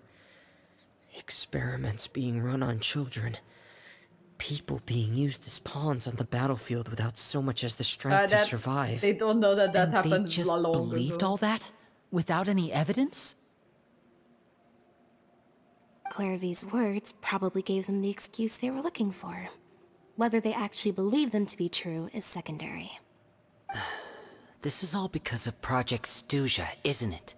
What's Project Whoa, Stuja? hold on a second. What's this Project Stuja all about, huh? This is the second time it's come up now. Sorry, but I'm not sure of the details either. I only know what Father has told us, which is that it's something the Rooster and Regrader have been working on together. Apparently, Regrader? it Who's has a to do with the Regrader? Fatui's strategic plan for the future. Because the House of the Hearth was so successful in obtaining the Gnosis, we now have the honor of playing a key role in Project Stuja. Okay. Wait, but isn't that a good thing? Key role is just another way of saying dangerous role. To us, the whole thing is an inconvenience. Father thinks so too, but she's in no position to refuse. Their plan isn't exactly unreasonable, and they've been funneling the house a lot of funding. It's just that we'll lose a lot of members in the process. Participating in the plan, it's an honor in name only. What they're really trying to do is subdue us. The existence of an intelligence organization outside their control makes them feel uneasy. Oh, looks like the Fatui are plotting something big, but given how little Lenny and the others seem to know about it, I probably won't be able to learn much. I should keep a sharp eye out during the future dealings with the Fatui to see what I can learn. Okay, super complicated top secret Fatui business aside, what does all of this have to do with the conflicts you were talking about earlier? Paimon doesn't get the connection. No. External pressure has a way of exacerbating internal strife. You can't overlook the power of fear either. People are afraid of dying. And that fear is often the impetus for a lot of stupid decisions. Okay, I yeah, thought well, that's fair resolving the enough. Clairvy situation would make everything go back to normal. But it looks like things are more complicated than I thought. If we leave Filiol and the others to their own devices, sooner or later, Father will be forced to take action. Oh no, yeah, We that's can no only good. focus on one situation at a time, brother. You're right. Even if we confront Filiol and the others, it won't do any good. No, not really. It might even make matters worse. We should focus on Clairvy for now. Yup. Well, it's getting late. We should head back and get some rest. We'll try again first thing tomorrow. Okay. Lynette, you stick with me this time. Fremine, keep a close eye on Filiol and the others. Make sure they don't do anything they'll regret. Okay. Good work today, everyone. Have a good night, and I'll see you tomorrow. Yeah, I don't think it's going to turn out that great. Rest at the accommodation. Well, tomorrow shit's gonna go down, I feel it. The mind base is those sorts of first. Oh, I'm always looking forward to an early night, but she can't sleep at all. Hey, you don't think the knave will be too angry with Lenny and everyone if she finds out about all this, do you? She's gonna be very angry. If she were to actually get angry... Ooh, you have to protect Paimon if that happens, okay, Traveler? I'm also afraid of her. Oh, well, in that case, we should just plan on running away. We'll grab Lenny and the others and we can make a break for it as fast as we can. Look! Look over there! What is she doing over there? Quick, let's catch up with her before anyone sees. What the fuck? What is she doing? Hey, little ghost child. I don't think this is the best way of doing business around here. What the fuck is she doing here?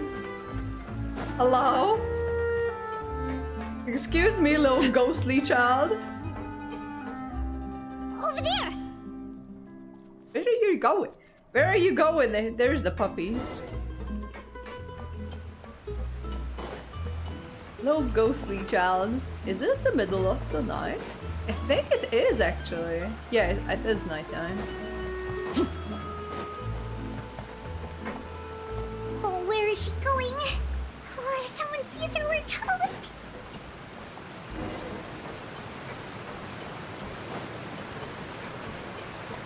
Don't worry, it's nighttime. She can come outside.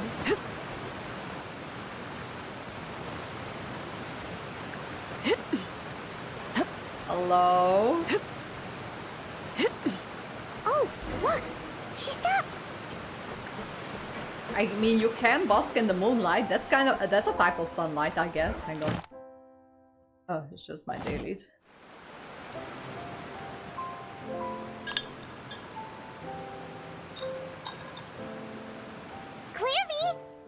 Hello? Shh.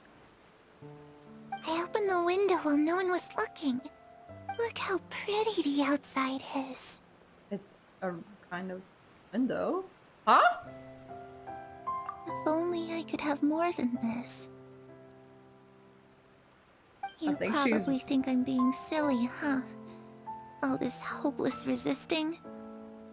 It's better to dream of what I could have than try to make it a reality, right? Please, help us get on the same page here, Clary. We need you to tell us what you know. Can you do that? Sure.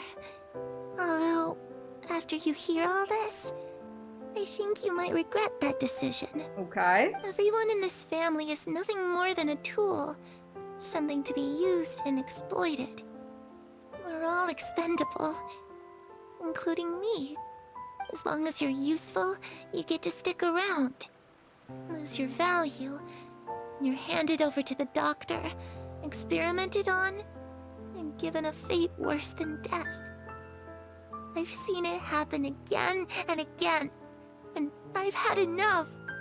You're saying the knave did all that? It's not the It's same just- name. That doesn't seem like something she would do. She's scary and all, but it seems like even she has lines she wouldn't cross. Yeah. I knew you wouldn't believe me. Everyone thinks she's a good person. They all think of her like a real mother. Mother? But she doesn't deserve that title. She's disgraced it and tarnished it. And if I had things my way, I'd never see her again. If only Perry were here, she'd understand. Perry. There's that name again. Also, Paimon's getting a strange feeling. She ghost. She's a ghost. It almost feels like she's not really here with us. Paimon can't tell if she's actually talking to us or if she's mistaken us for someone else. I don't know. She's a spirit. Well, in any case, it seems like she really needs someone to talk to. We should keep her company for a little longer. Okay. She looks so young.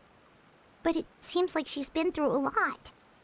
It's getting windy. I should close the window.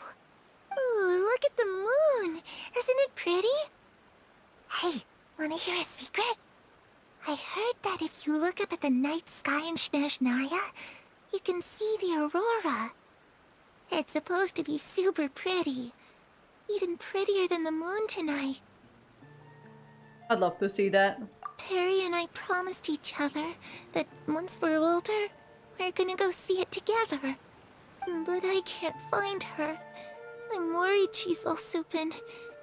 No, that wouldn't happen to her. She's special. Mother likes her a lot. I Okay. should really go talk to Mother, but we just fought. She doesn't want to see me, and I'm too scared to face her. What should I do?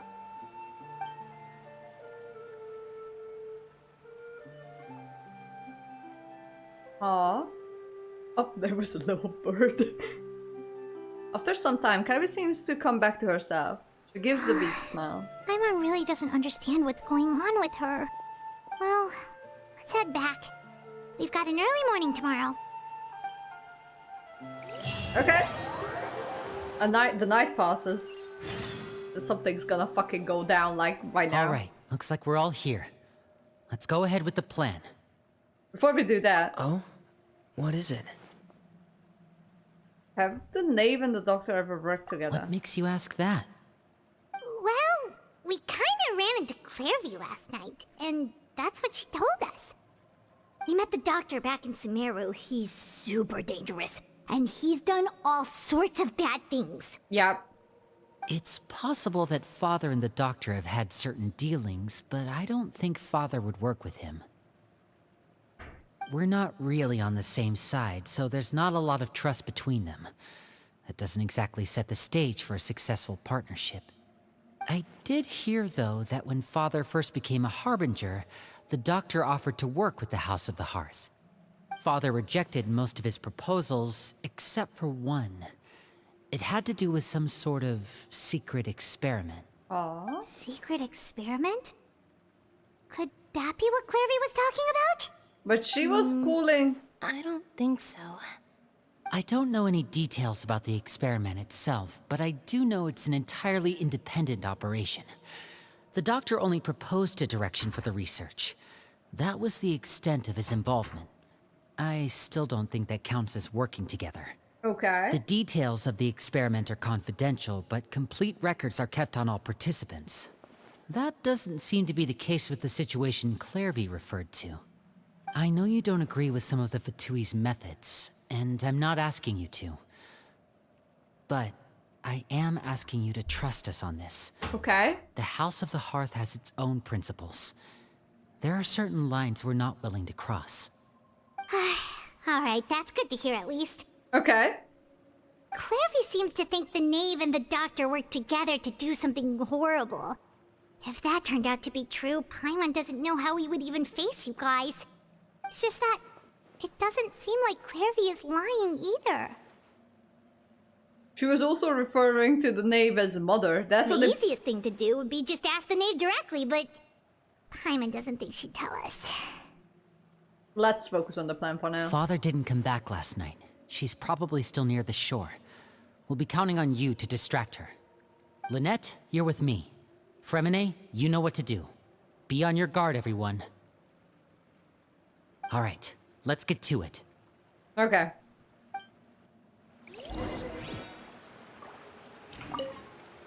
Where are we going today? Let's try somewhere further away this time. Okay. Let's go. Hang on, I'm just gonna teleport myself to the end point here.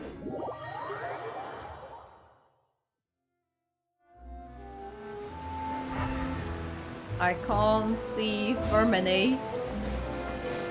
Okay.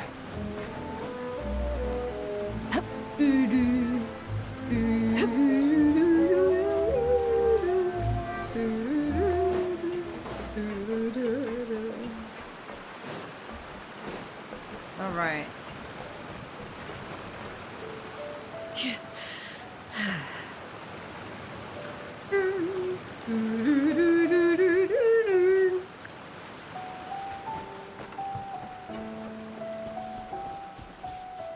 So pretty much that short that we've seen is what this whole story is about. It's just kind of like, okay, so we already know what's happening here because of that short. Ah, it's you two again. I must say, you look a bit pale. Did you have trouble sleeping last night? A little. Perhaps if you had less on your mind, you'd be able to absolve yourself of such troubles. So what are you planning to do now? Catch up on some sleep? Or should I give you some time to rack your brain for a topic to discuss before I ask any questions? Oh. Although I must profess to being curious. Without child here, how do you plan on distracting me? Us? Distract you? Good one. But no, we were just here for a chat. Release the bird! Looks like you could have used some extra time to think. No matter. If you don't have any other plans, why don't you accompany me somewhere? Don't worry. I'll be sure to steer clear of any scheming children. The ocean breeze is sure nice today.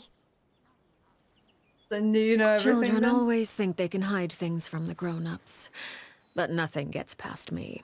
Least of all a little scheming. I think I'll let them have at it for a little longer. I can be very patient. Well, I'll leave you to think things over. If you're so inclined, meet me outside the Palais Mermonia.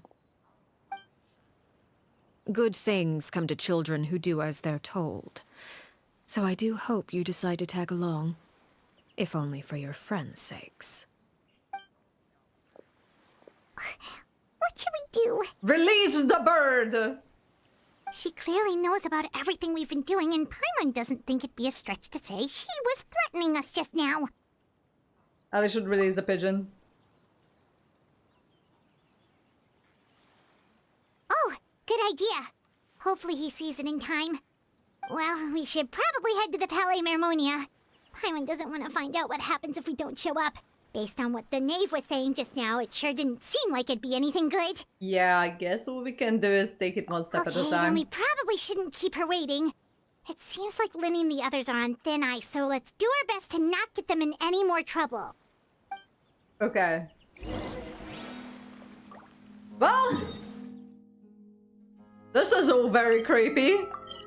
That's no good at all.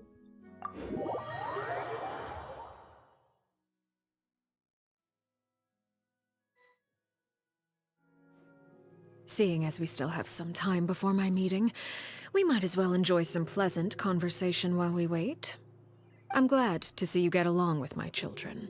Being surrounded by good companions is necessary for a child's development. You're not planning on doing anything to them, are you? I assume you're referring to Linny, Lynette, and Fremine. Although, there's that situation with Filial and Nentoy as well.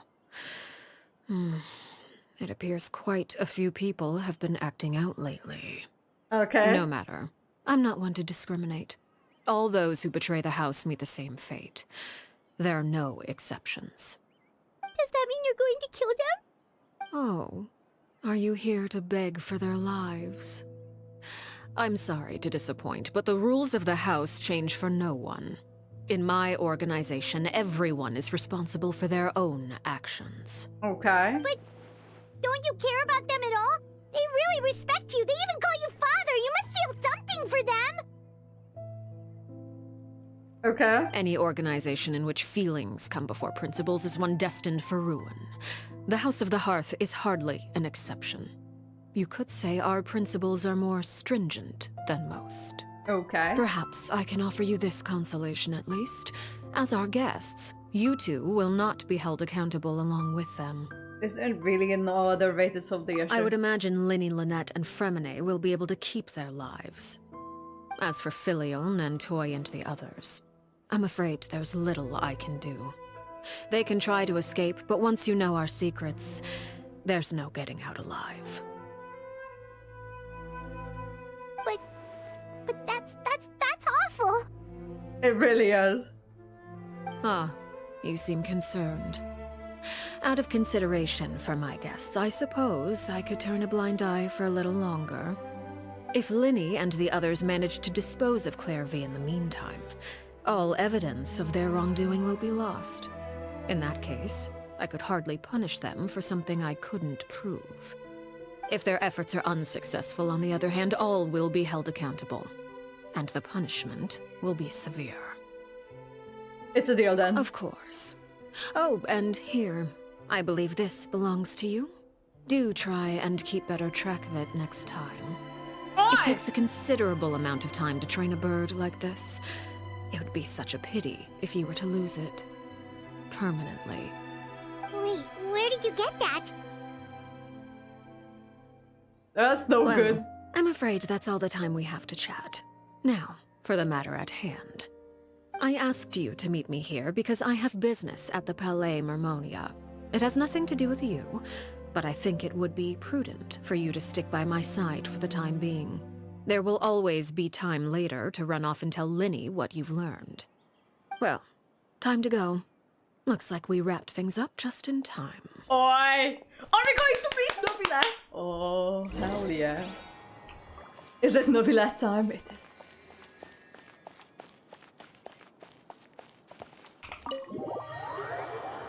Novilette! My baby! My man! Every chance I see him is a welcome one. Oh, Novilette! Novilette! Is it? Ah, there he is! Oh my god! Ah! Look at him! It's been a while, Monsieur Neuvillette. Hello, Novilette! I must say, I wasn't expecting my meeting request to be approved quite so quickly. The Palais Mermonia operates with an efficiency worthy of admiration. It is only right that an esteemed diplomat such as yourself should be afforded the proper level of respect. Although, if I may speak plainly, I must confess that I did not anticipate we would have the occasion to meet again after presenting you with the Gnosis. I see you've brought the Traveler and Paimon with you as well. If I may inquire as to the purpose of your visit. I don't know why we're I'll here. be departing Fontaine shortly. There is, however, an outstanding matter that I would like to see resolved before I go. It requires a rather lengthy explanation, I'm afraid. So I took the liberty of explaining everything in this proposal. Please review it at your leisure, Monsieur Neuvillette. Okay. Neuvillette! Oh, the beautiful man that he is.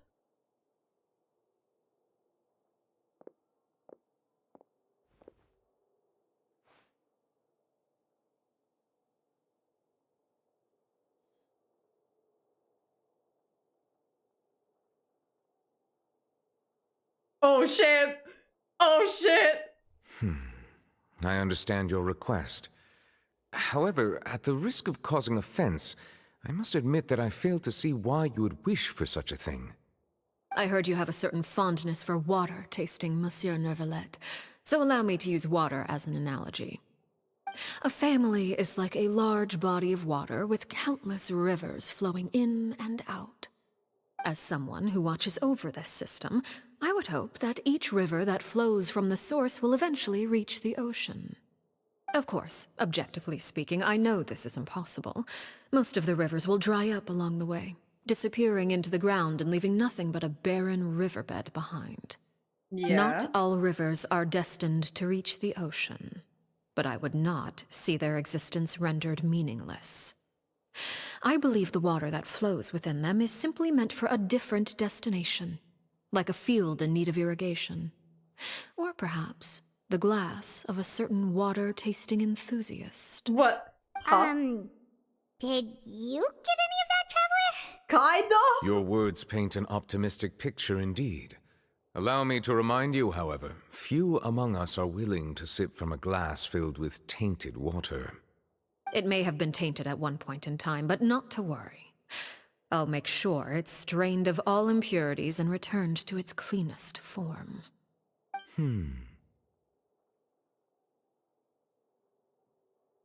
This I man seem to is recall there being a beautiful. transactional aspect to your proposal. Perhaps you could expound on that? If you accept my proposal, Monsieur Neuvillette, I will gradually withdraw my forces from Fontaine. And, unless absolutely necessary, I will no longer carry out any special missions within Fontaine. Oh! I presume I can take your words to mean that, in the future, cases similar to the Tartuffe assassination will cease to cross my desk? Tartuffe? Ah, that thief who embezzled funds from all those charities, you mean? My deepest condolences to his family, but without any evidence, I cannot imagine how the House of the Hearth might have been involved in his Oh, that's the passing. one from the Bappy Of Van. course, if you accept my proposal, Monsieur Neuvillette, I'm sure certain measures could be taken to reduce the frequency of such troubles. You choose your words carefully indeed. In that case, I am inclined to accept your proposal. My thanks for your generosity, Monsieur Neuvillette. Well, with that settled, we should be going now. I took the liberty of bringing along 2 bottles of spring water from Snezhnaya for you to enjoy. I do hope I get the chance to hear your impressions. Perhaps at our next meeting, yes? Indeed. I trust you would not overlook your commitment in the meantime. All right, Traveler Paimon. Time to go. I have no idea what just happened.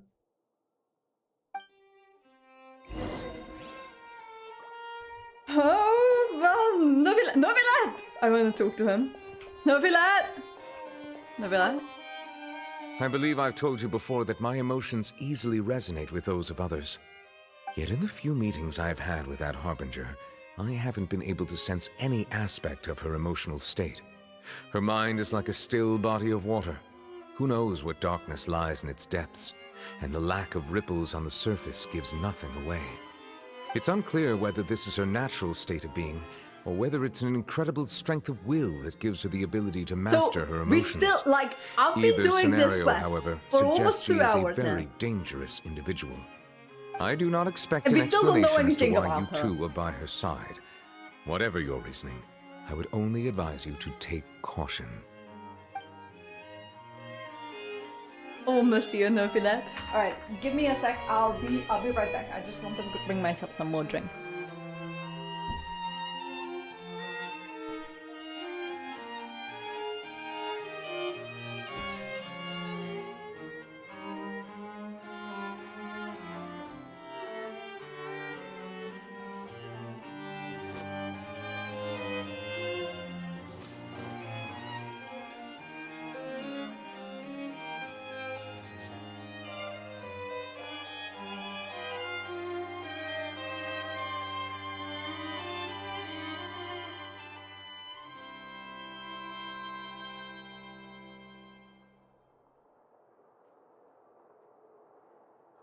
Staring into my eyes is ill-advised. I can't promise you'll like what you see.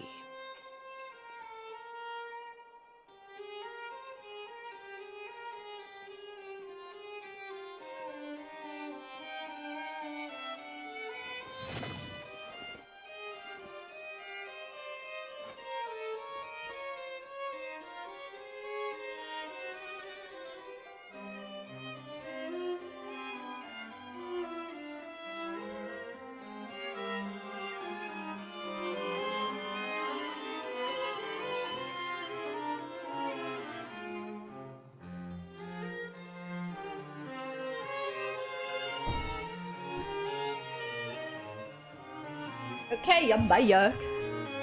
Oi. Oi. Oof.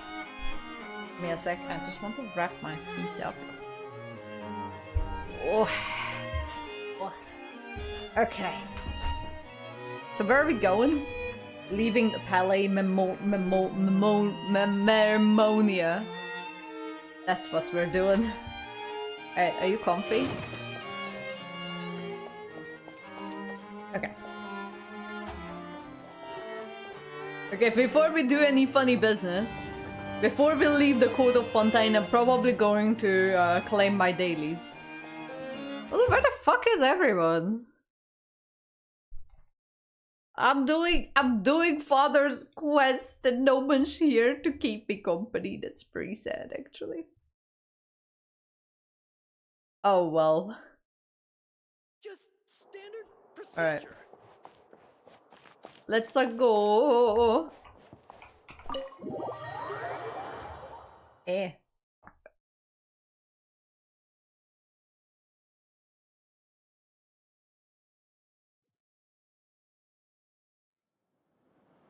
Well then, okay then. What exactly were you talking about back there? Well, I don't think she'll I tell only you. heard you mention some rivers, a large body of water, and then some kind of irrigation scheme. Irrigation. You really want to know? I would imagine there might be more pressing concerns at the moment. Winnie, Paimon really hopes everything's going okay.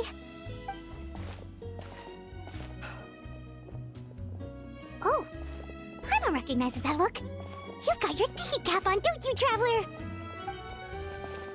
The knave may seem relaxed, but she didn't seem to be joking earlier when she said who would betray the organization must pay with their life. I think she's serious about punishing those kids. Should we stop her? No, there's something else we should figure out first. While we were talking in front of the Palais Memorial, she mentioned Clairvy's name. Does she mean she knew that where Clairvy was this entire time? Maybe she even anticipated how Linny and the others were going to act.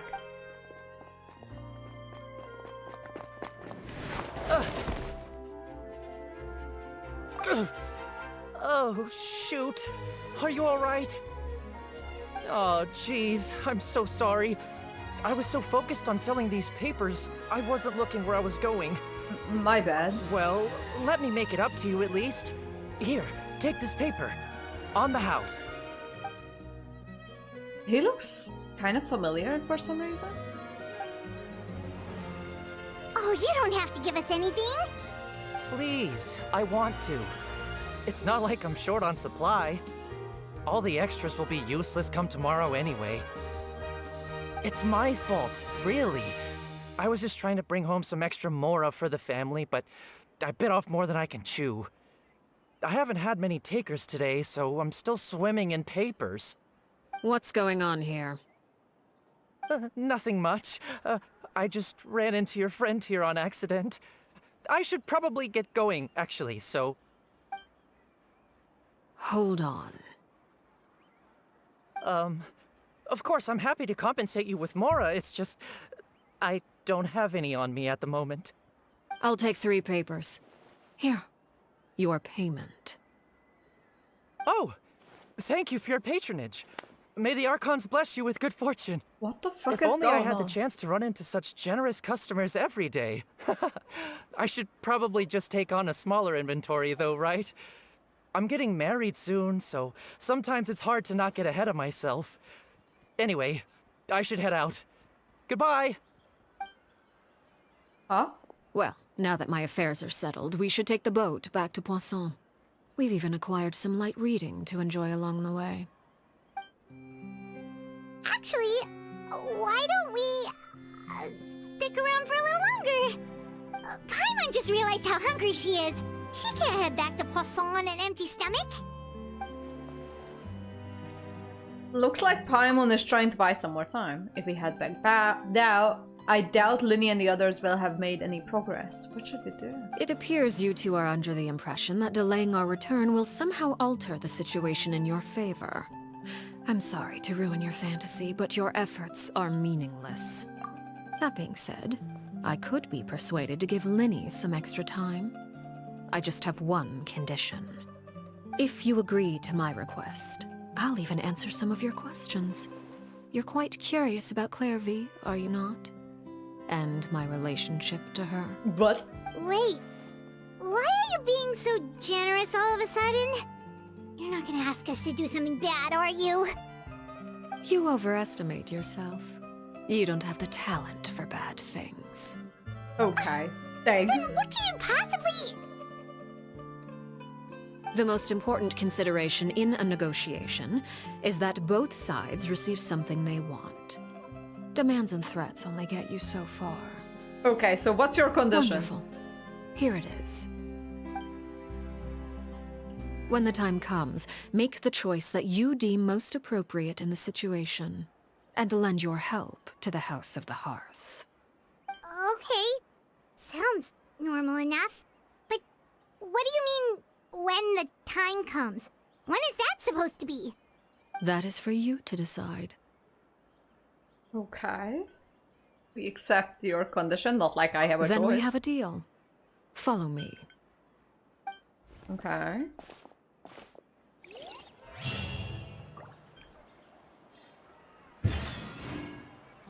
Follow the knave to the nameless ruin.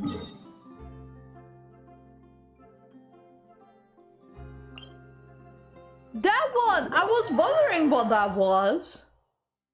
I thought that was the other one where the machine is, but no, it's the other circular thing that I've been there for like 60 million, 100,000 million times. I even crossed it just before, like quite literally, like yesterday or something.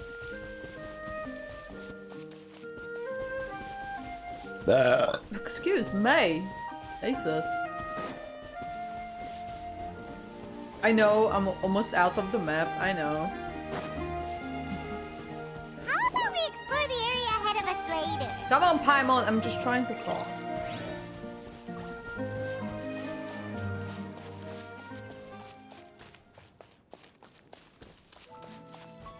Okay.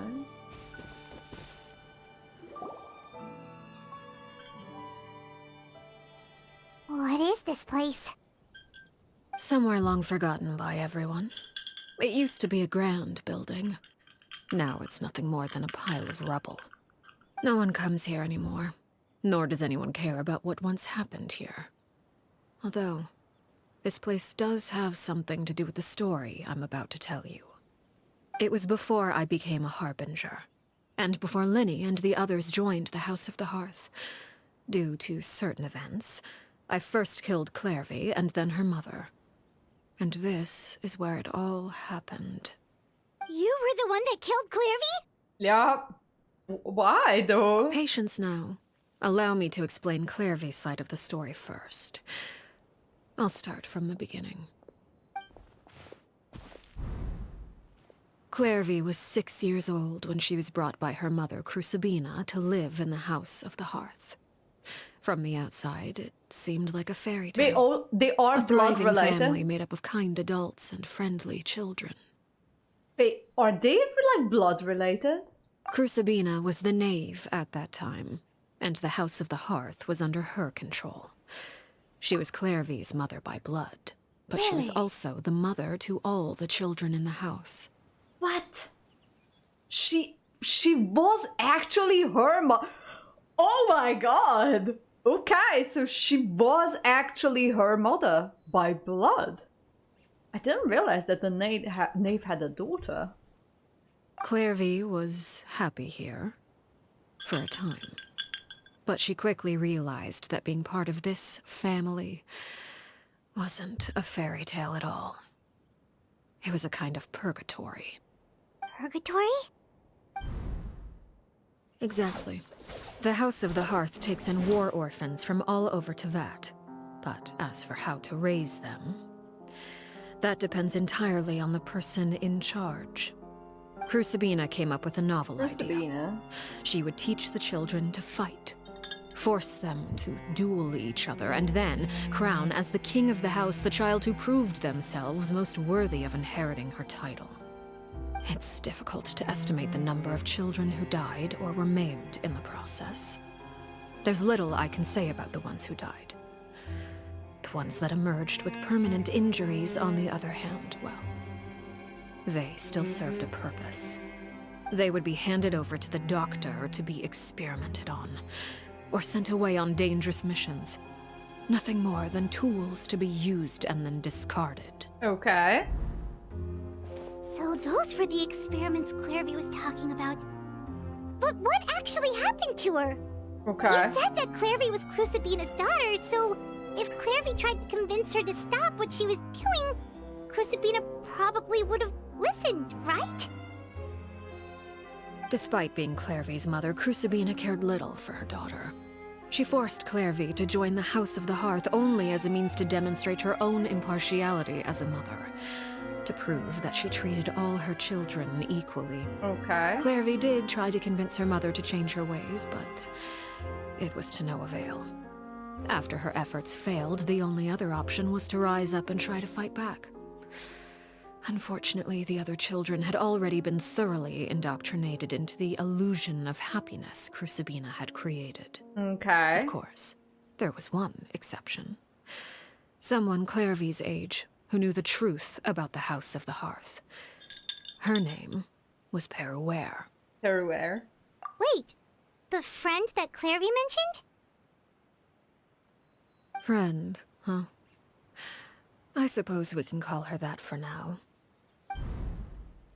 Clairvy was a cheerful and passionate person with a tenacious spirit.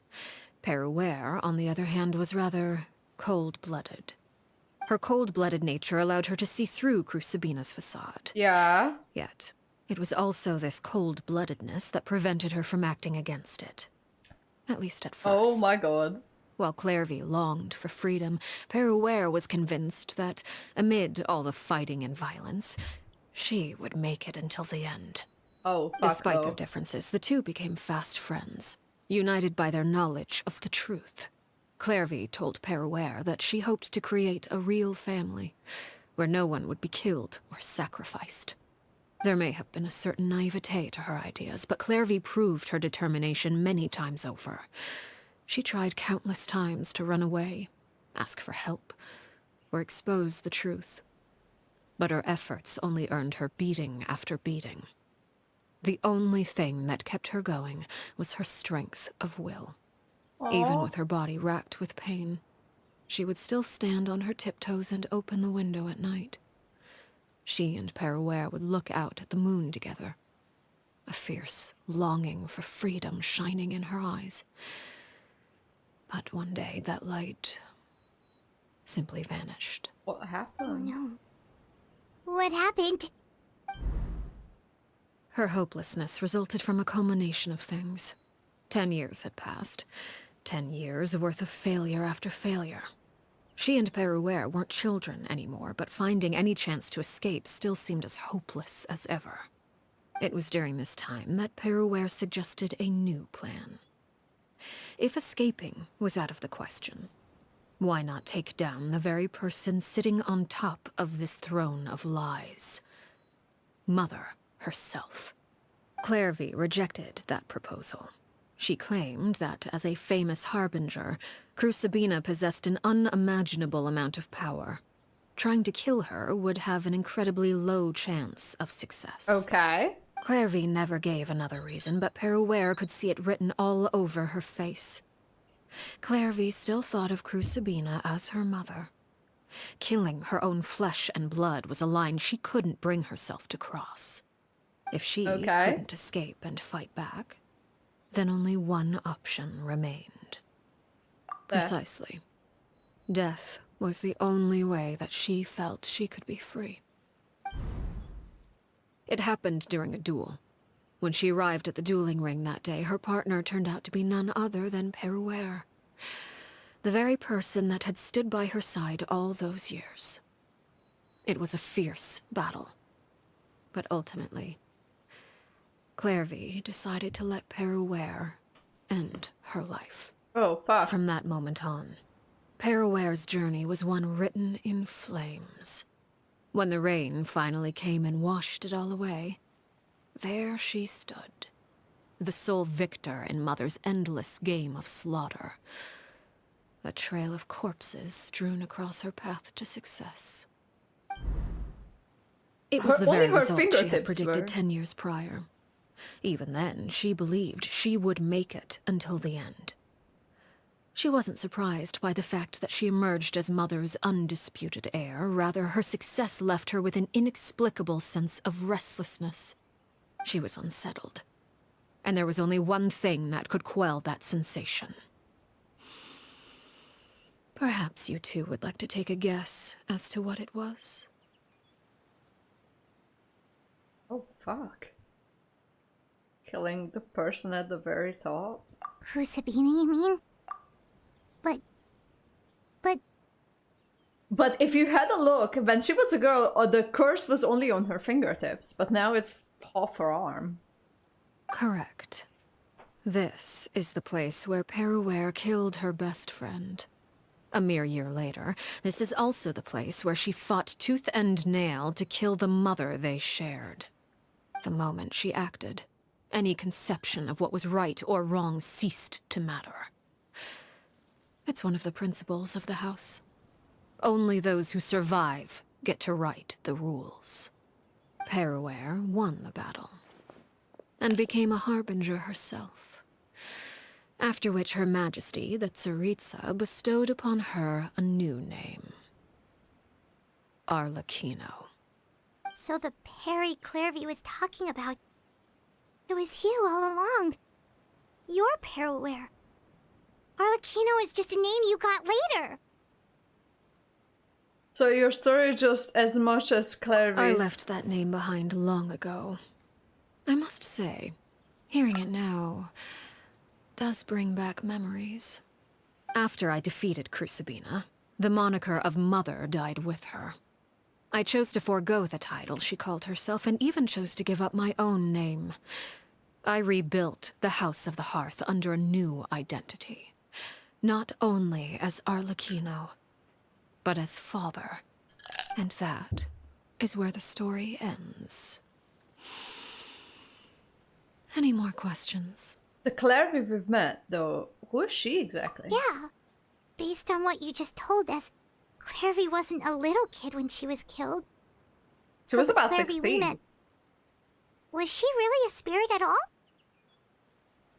I suppose you could call her an illusion born of flame. Her existence is like ashes to a fire. Something left over in the wake of blaze and ruin. How is she alive? You see, a certain power runs through my veins. It's not unlike a curse. My flames leave behind shadows of anything they consume. Of course, the chances of those shadows morphing into a sentient entity are exceedingly slim. Clairvy is a very special case. Okay. Clairvy died when she was 16 years old. But what emerged from the flames was her 6-year-old self. Her appearance wasn't the only thing affected. Most of her memories were lost to the blaze as well. Okay. Memory is a mysterious thing indeed. Losing a portion of your memories will alter your sense of self. Lose 10 years' worth, however. And it would be like living in the past. Like returning to a version of yourself that never grew up. No wonder Paimon got such a weird feeling when we were talking to her. Okay. Perhaps I should put it this way. Clairvy is someone trapped in time. It may seem like she exists with us in the present, but she truly lives in the confines of her own past. Sorry. So if all of that is true, then you must have known about Clairvy for a long time. Probably. Indeed. Oh, Jesus. She's a rather volatile and unstable entity. Sometimes she would look after the children. She's even saved some of their lives. But other times, she would hide from me and become obsessed with revealing the truth about the house to anyone who will listen. Shadows don't have the capacity to learn or grow. Any new information they encounter is quickly forgotten over time. So she doesn't know Your that attempts to the fact she expose knows is not Clairvy to true. sunlight. They failed, yes. The reason is actually quite simple. In Clairvy's mind, the house is impossible to escape. And it is this very perception that traps her there. But no matter. All I have to do is kill her again, and all will be resolved. I don't anticipate so much as a single speck of ash will be left behind this time. Oh shit. Wait! Paimon can understand why you might want her gone, but isn't there another way? So what if she's trapped in her 6-year-old self? She's still your friend! At least talk to her first! There's no use. It's too late for that. She broke the rules, and now she must be punished. That goes for Filial and Nantoy as well. She's had quite the effect on them.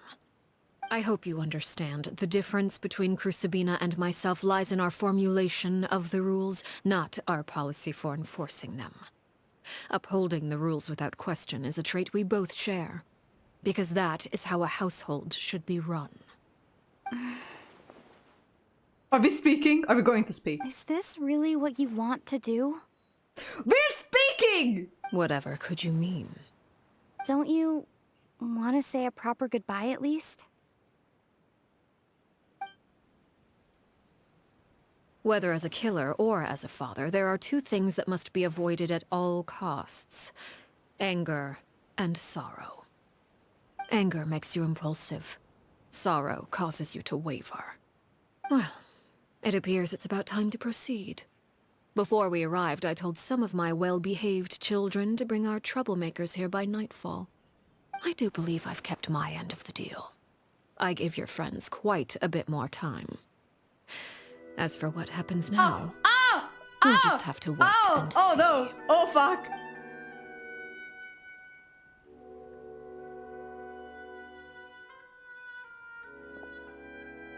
Here they are, Father. You gonna execute him? Seeing something like that would actually be a first for me. Lenny! Claire? I'm sorry. I heard about how you helped buy us more time. But I still failed. I couldn't find a way to fulfill her wish. Huh? Are you... Perry? Indeed, it's been a while, Clairvy. Perry! Shh. Stay right there. I'm sorry to postpone our reunion, but first I believe certain scores need settling. Oh fuck! Oh fuck! Oh no! Father, let me explain. Out of my way. Father! You chose to conceal a threat to the house. And for that, you must be punished. Oh, Overall, fuck. however, I suppose your wrongdoing is hardly the most egregious of the bunch, so I'll deal with your punishments later. As for right now, The more pressing concerns are the traitors among us. By traitors? Do you mean us? Father, let me explain. We didn't mean to... Fultz, why don't you share what you heard? Yes, Father. Secret Midnight Meeting number 3. Participants, Filial, Nantoi, Sato, Toddy. Nantoi clearly said, if only Father wasn't the one who took us in. Sato added, I'm sick of this life. I just want to live as a normal person. Filial was the worst of them all. She called us crazies and said a bunch of mean things about Father. I did not! You're lying! Fultz is trying to frame us. It's not like I'm the only one who heard those things. After that, you and Toddy and a bunch of other people started talking about Clairvy. You were using all those things Clairvy brought up as an excuse to question Father. We're birds locked in a cage. The only way out is to destroy it. That's what you said, wasn't it? You little... You just want me gone, don't you? What did I ever do to you, huh? And you, Sheplo, have you forgotten who stood by your sickbed, watched over you, and changed your dressings? Come on, let's hear it then. What's your reason for all this?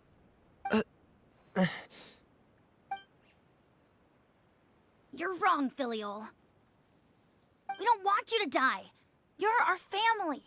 Oh, hi, Sanity! How you doing? Welcome. Sorry, I missed your message. I'm concentrating on this thing going down real fucking fast. Liar. You wouldn't be doing this if that were the case. So why? Why have you backed us into a corner? No, focus on your quest. House of the Hearth. You know the type of work we do, Filial. Have you played this quest, Sanity, already? A single betrayal can cost dozens of us our lives. It's not like it's never happened before. That kind of thing is hard to forget. That's why the House of the Hearth cannot tolerate any form of betrayal. Ever since we came to Poisson, you've had 7 secret meetings. A lot of the things you talked about really crossed the line. You've been spying on us for half a month? Wait a second. Now that I think about it, the move to Poisson was just a way to make it easier to spy on us, wasn't it? Because we were all in one place.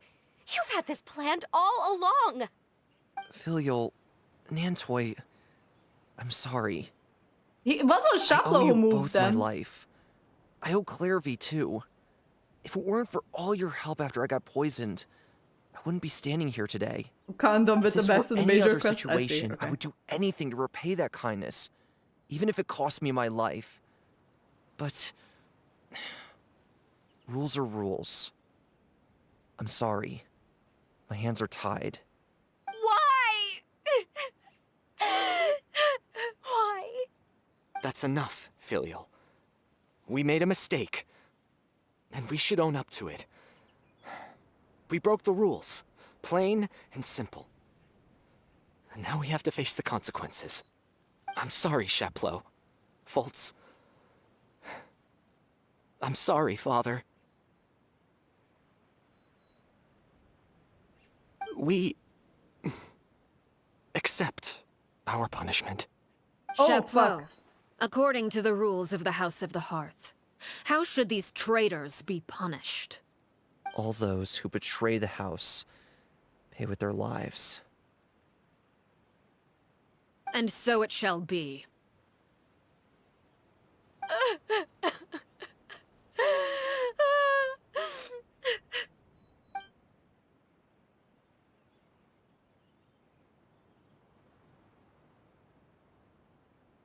Father, please wait! Something you want to say, Linny? Please reconsider, Father.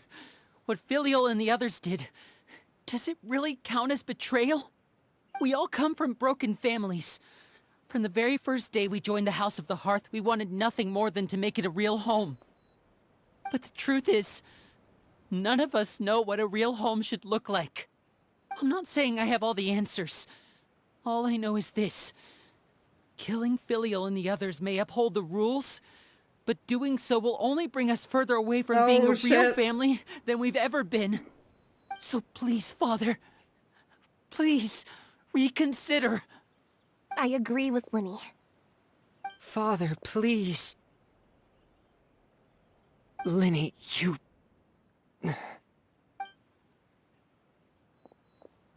I also agree with Linny. Oh, shit.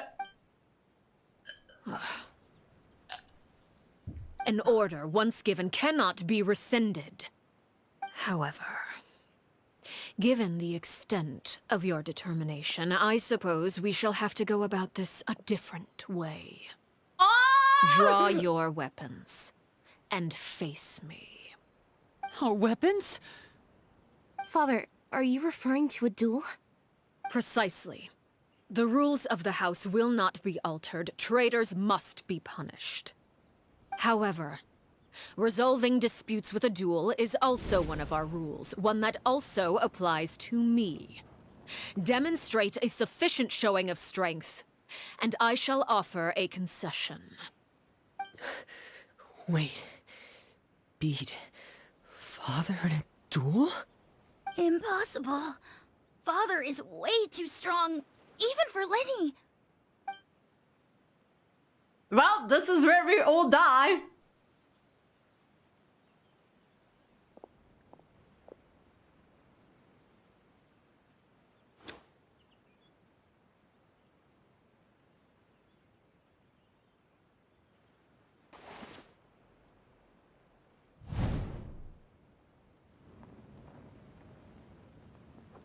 Did you hear that, Traveler?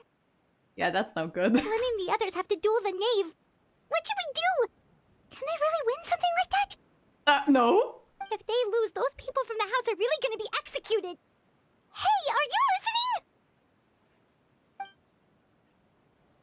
Is this executing them really what she wants? Don't you want to say a proper goodbye at least? Anger makes you impulsive. Sorrow causes you to waver. Back then, she never actually answered my question. But that makes the answer pretty obvious, doesn't it? Oh, looking at that expression on her face, she seems really serious about this. Guess that means there's no chance she's throwing the duel on purpose, huh? Oh, fuck. Okay, then. There's no way the knave will lose on purpose, although... When guests are around, families are often on their best behavior. And any disputes are less likely to escalate. So the thing is that she still doesn't, like, we are almost fighting her. Yeah, I was like that too, like, oh my god, the Traveler actually speaks. That's one thing. The other is we are inching closer and closer towards the end, and we still know absolutely nothing about her curse. It wasn't even mentioned or anything. We still know nothing. When the time comes, make the choice that you deem most appropriate in the situation, and lend your help to the House of the Hearth. What's wrong, Traveler? Hey, where are you going? Traveler? The Dual Blade! Hell yeah, brother! It's not the first time they had a voice line. It's about as rare as the solar eclipse. It really is. I'd like to see for myself what the fourth of the Fatui Harbingers can do. My god, this is such an epic, like, look. Look at all of this. Fermine with the bell for some reason. Lily with a cord. Lynette with a sword. Actually, she looks pretty good with that. And me with the dual blade. She, like, even Lynette's sword is better than ours.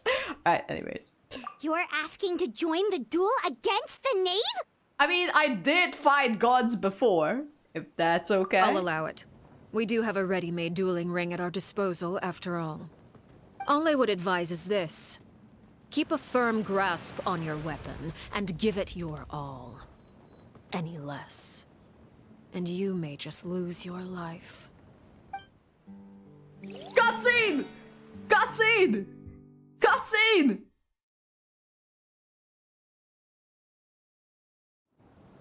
Cutscene? Oh, no cutscene. Oh shit.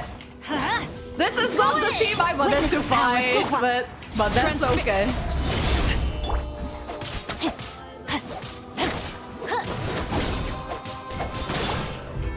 Now for chant.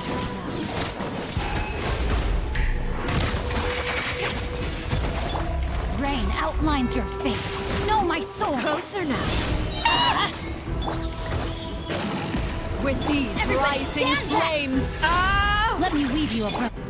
Is it my time now? Are you alright? Yeah. I guess I am.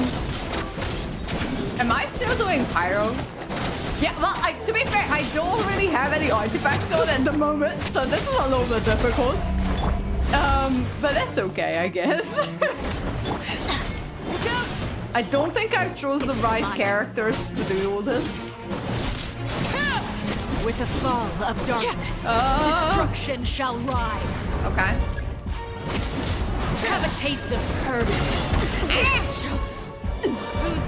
Yeah, that's no good. Watch out for Father's movements! Yeah, no shit! She killed herself! Mighty mythical Is it beast! my turn now? No.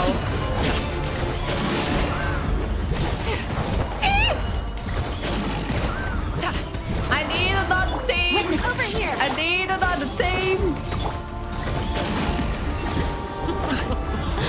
Look at you. Trapped like a bunch of helpless animals. I survived! I live! Getting gear! Okay. The countdown has begun. Like a fly tangled in a web. Oh, come on! I can't! The brightest flames burn fastest. With these So the thing is that I don't have enough steps. Now's our chance! What is that? Do you see what the fuck is that? running is Lord. close.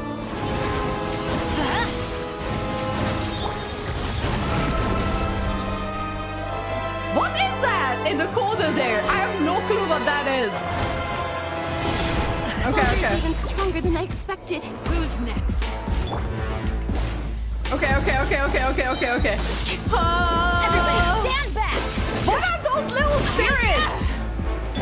Rain outlines your fate. Know my sword. Is it my turn now? No. I have to draw my blade.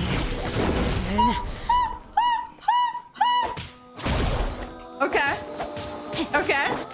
We'll get there. We're getting there. Let's light it up! Okay.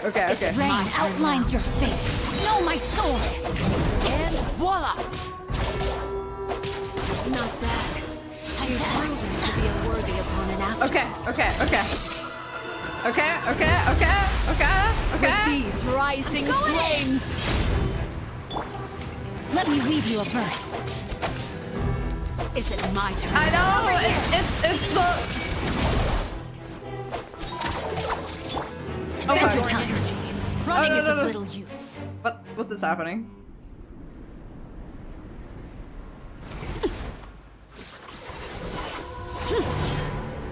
Oh shit! Oh shit! Yeah, that's not good.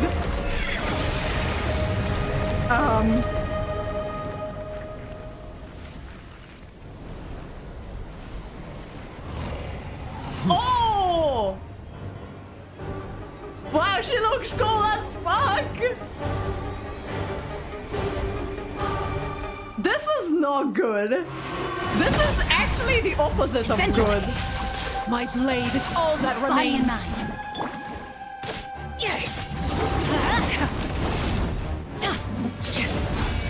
I always bounce back. Rain cutter.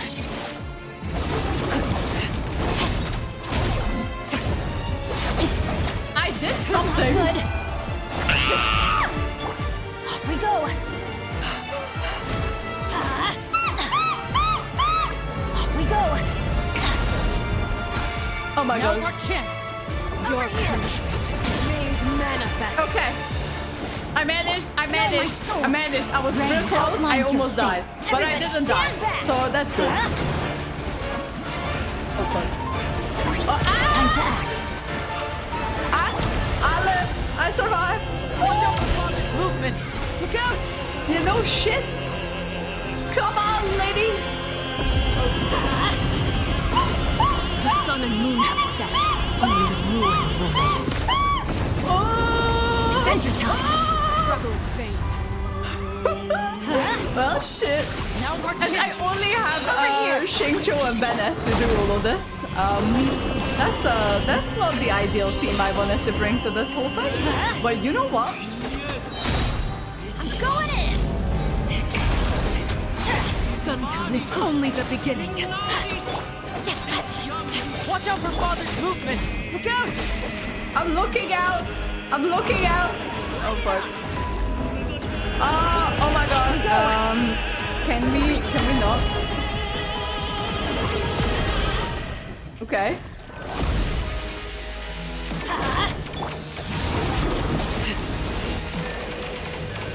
Oh, the music is so good though.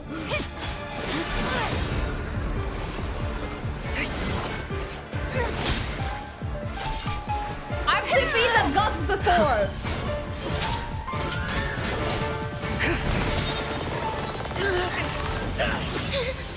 Oi! Go, fermented boy! You should know better than to crowd in one place.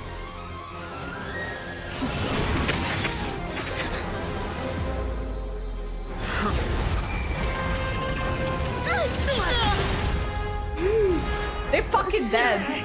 Oh, I know.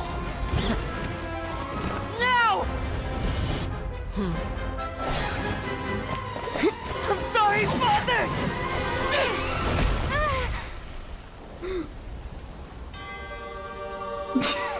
You don't know how. That's how I call him. That's how I always call him. Sorry for what? This pitiful excuse for an attack.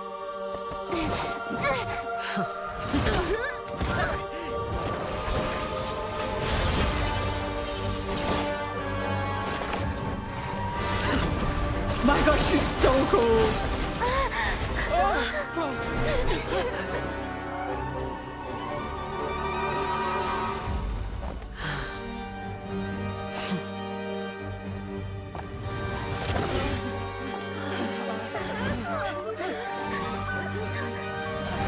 Father, no! MC energy! Made it out, did you? You're stronger than I expected.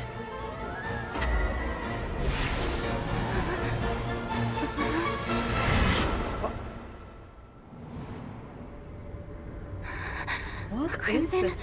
moon. What is this? I can't move. Oi!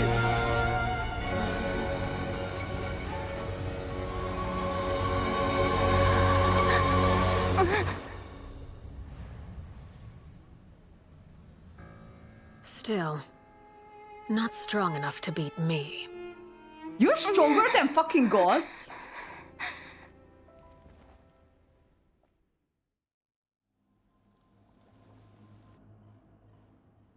What the fuck just happened?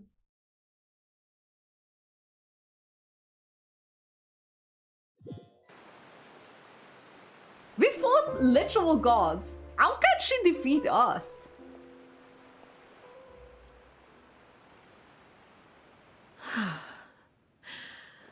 I believe we can end things here.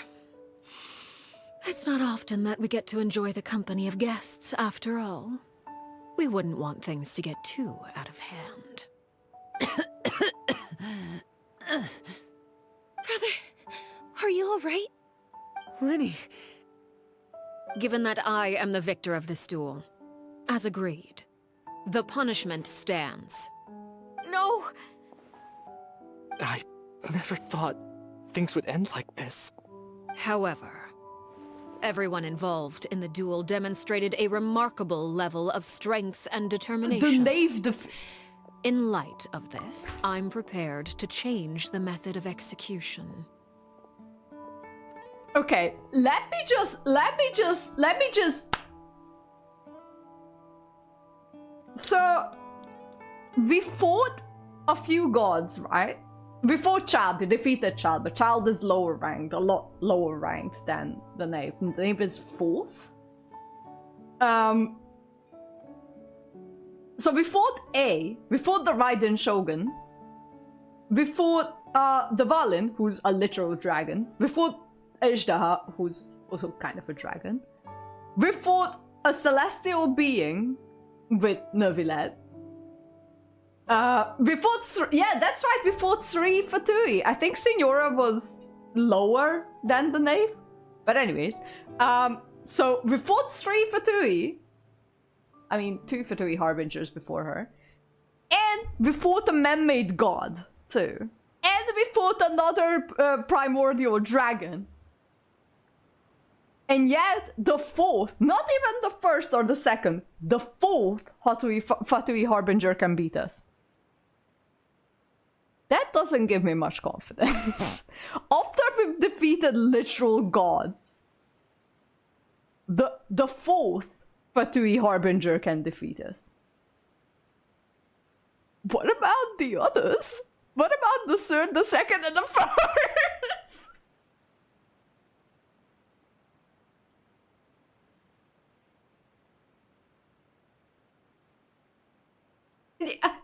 So, if we can't defeat the 4th, there's no way we can defeat the 3rd, the 2nd, or the 1st. Who are those? Is it? Okay, so we have the Jester. And we have, I think Columbina is 2nd? And it's either the Dottore or Capitano who's 3rd. Did not use their elemental skill. Why not though?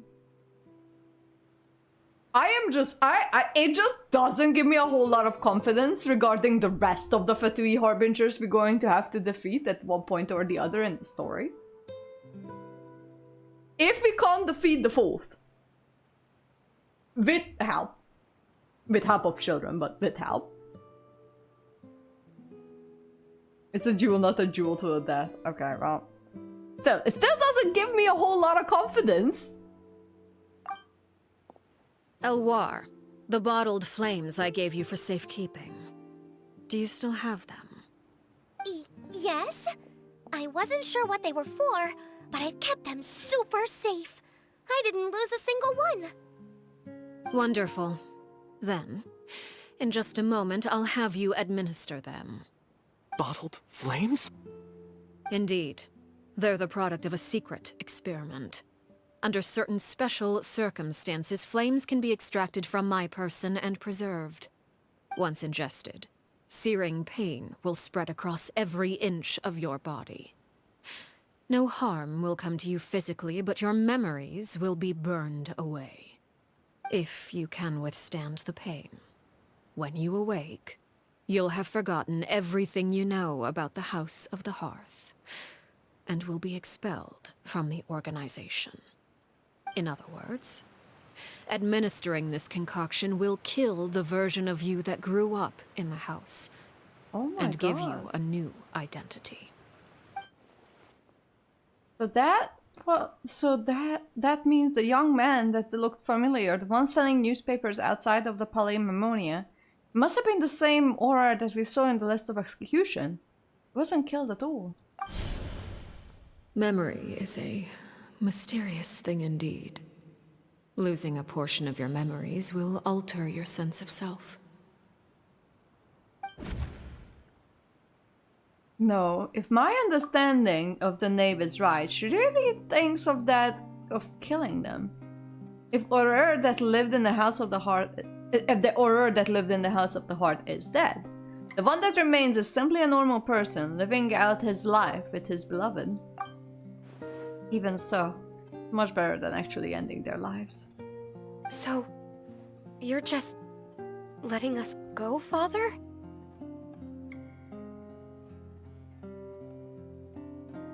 I mean, kind of. You misunderstand. Memories are extremely important. Once consumed by flame, the version of you standing before me will die, and our secrets will die with you. So no, I don't intend to just let you go, because the person who survives will be nothing but a stranger. Even so, I won't have to live in fear anymore. I'm sorry, Father. I'm sorry I let you down. But I really... Don't cry, Filial. You haven't left the house yet, so there are still rules to be followed, yes? Remember what I taught you. Anger makes you impulsive, sorrow causes you to waver. Don't let yourself be controlled by your emotions. Of course. I'll remember. No, you won't. Dry your tears, and go pursue the life you really want. Yes, Father. Chapleau, Fultz, Elwar. Take them back to Poisson. And bring Linny and the others as well. I prepared 3 extra vials of bottled flames.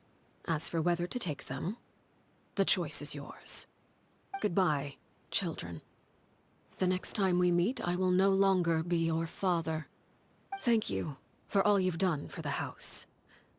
I hope you have bright futures ahead of you.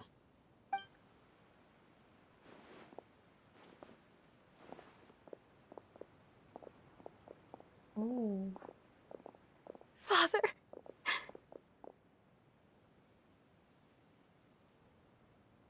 Let's go.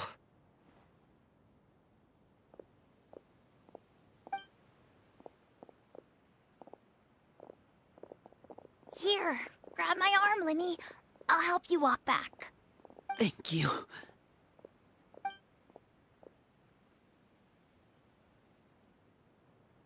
Clairvy.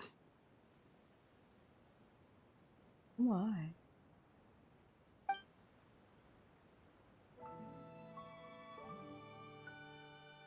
Oh, fuck. Well...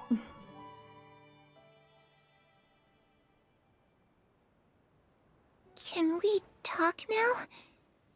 I've been waiting for a super long time. You really are Perry, aren't you? I haven't seen you in so long. How come you're all grown up? Have you seen those spirits around the thing? What are those? Travel to the future on accident? Or am I dreaming? What a long dream. Neither. You died, Clairvy. That's what happened. You could have at least sugarcoated it a little. Look, she's done speechless. If it is really Clairvy's younger self. Oh. Okay then. Oh.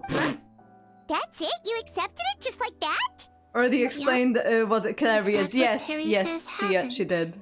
Then I believe her. Perry wouldn't lie to me. Plus, I don't really need to know why I'm like this. I'm more curious about what happens in the future. If you're a Harbinger now, Perry, that means Mother is gone, isn't she? Can you tell me about it? I want to know what happened to her. And to me. You never stopped trying to defy fate. At first, no one believed you. You could only vent your frustrations to the moon. In fact, you Then often why sought wouldn't comfort you know in the what night the sky. other 4 flame people You wanted things to are? see the aurora, so one night we promised each other we would go to Snezhnaya to see it together. I don't know what the other 4 flame people are, then. Just like portions of her own memory, or other sections of Sherry, or whatever her name is. Later on, you tried to run away, but you were brought back each time. Mother spared your life, but it wasn't out of kindness. Instead, she decided to make an example of you by slowly torturing you over time. That way, the other children would know what happens to traitors. Still, you never gave up. Mother hoped that through ruthless duel after ruthless duel, she would be able to crown an ultimate victor among the children she raised. But you called on everyone to unite, to fight to a draw in order to reduce casualties. Your efforts may have only delayed the inevitable, but still. When she You kills gave a them person, then the curse flames it burns away their memory and leaves a little of them behind. So those people were people that Arlecchino killed before. I guess. You tried everything you could think of, but every attempt ended in failure. Still, you never turned your sword on Crucibina, and you never turned it on me. On that gloomy day, you told me, for the last 16 years of my life, I've done everything I can to fight for freedom. But now, I realize that the only freedom I truly possess is the freedom to choose to die. I never imagined I would say something like that. I must have been feeling really worn down. Yeah, that must have been the people who she killed before. But somehow, I still think I understand. According to Mother's plan, only one of us was going to make it until the end. And I always hoped that person would be you. If I could do it all over again, I still don't think I would make a different choice. Even when I first met you, I knew you'd be able to do what I couldn't. Is that so? Even now, I'm not sure I truly understand what kind of freedom you were trying to pursue. But as the head of the House of the Hearth, and as the children's father, I've tried to give them the most basic of freedoms. The freedom to choose their own fate. It's something I discussed with the Iudex of Fontaine. The children who want to leave the house will have their memories wiped clean of all secrets pertaining to the organization. In return, they will be allowed to live a normal life in Fontaine without being prosecuted for their past. Of course, I won't simply hand freedom to them on a silver platter. They have to fight for it and prove themselves worthy of it. Only freedom that is earned has true value. That's more than enough. That's exactly the kind of life I was fighting for. You know, Perry, I think you're a pretty amazing king, and a really great father, too. I'm really happy that you're the one who took over the house. I guess I do have one regret, though. I still haven't seen the outside world. Well, it just so happens that our dear guests over here have been to many nations and traveled to countless places. Perhaps they would be willing to tell you what the outside world is like. Really? I guess so. We've traveled all over the place. We've got so many stories, we could probably talk your ears off for 3 days straight. That's true. Let's talk about the land of danger, the nation of... I was always too afraid to skip Mother's fighting lessons. But at the academia, I bet you could do all sorts of secret things in class. What? Things that have nothing to do with studying. What? Sorry, I just went live. Fuck, I'm really at the end of this, though. Oh, shit. We still don't know what is her curse. I still don't know what her curse is. That's the thing that I'm doing. I'm trying to figure out. Also, my browser is not opening anything at the moment. Right, half an hour. I should survive. Okay, Star Rail official.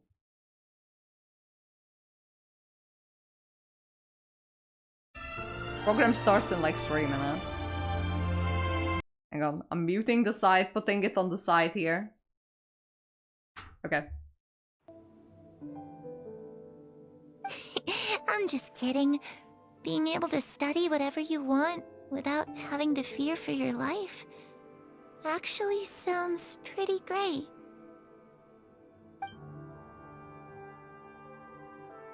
I'll talk about the land of Electro. Those yokai you mentioned, what do they look like? They have many forms. I once saw a drawing of this one guy with horns on his head and a super scary face. Are there any yokai like that? Oh yeah, those are Onis. Oh, sounds like you're talking about an Oni. Yep, we've met one, and let Paimon tell you. They're scary as they look.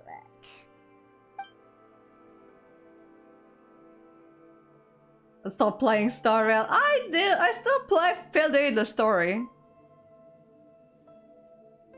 Ah, that's where Mora comes from. I never knew that before. If I asked Mora, I would buy 3 new dresses. One for me, one for Perry, and one for Mother. It's just too bad Perry doesn't like wearing dresses. And Mother, well, she probably wouldn't accept something like that either. I guess we met I just you have on to the keep them all actually. for me then. I could wear a different one every day. Okay. What about the animal? You know, I used to dream of being a bard. Playing the lute while singing into the winds of freedom. Even if there was no one there to listen, I would have continued to sing no matter what. Tell Clary about the various facial music that eventually the conversation returned to The spontaneous. situation was super dangerous. Lenny and Lynette were accused of committing a crime, and they were going to have to stand trial at the Opera Epicles. Oh no, that must have been hard for all of you. What happened next? Don't worry, we were able to turn the situation around super quickly. All thanks to Detective Paimon, of course. How'd you do that?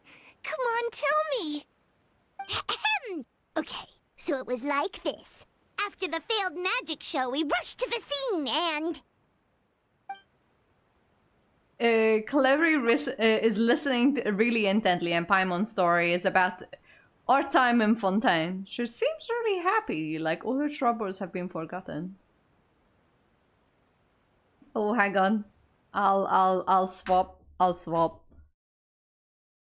It's only like half an hour anyway. Ooh, hang on. I'll unmute it.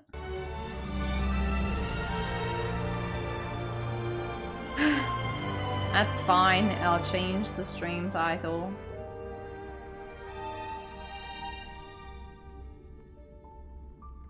Okay, notepad. Oh. Oh.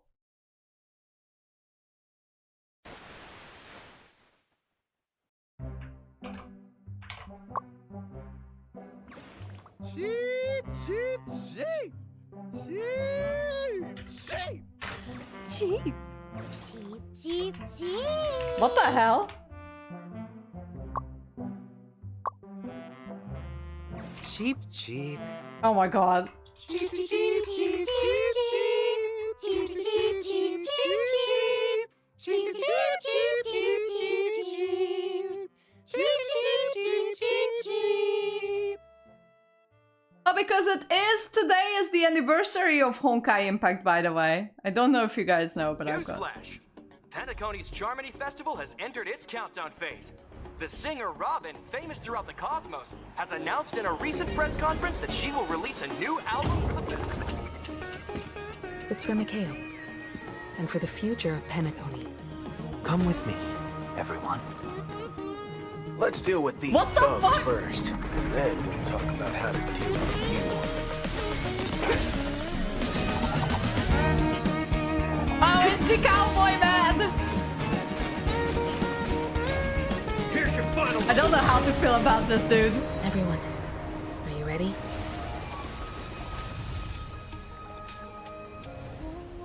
Finally, you've arrived. Everything is ready. It's time to step on stage. Oh my god, look how pretty she is!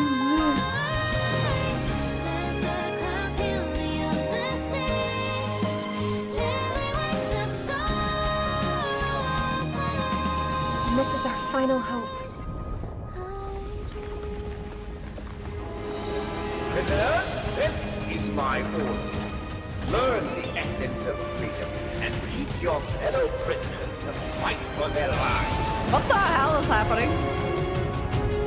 Like fireflies to a flame, life begets death.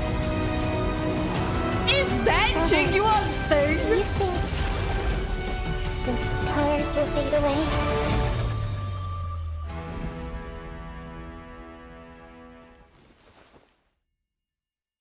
That kind of looked like Jingyuan's thing. Okay, hang on.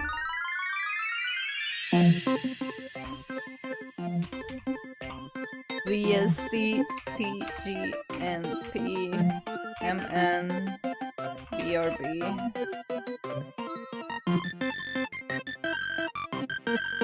I think.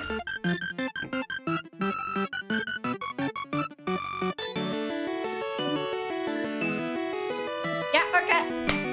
I can do it. Okay, so Robin is coming this next batch. Awesome.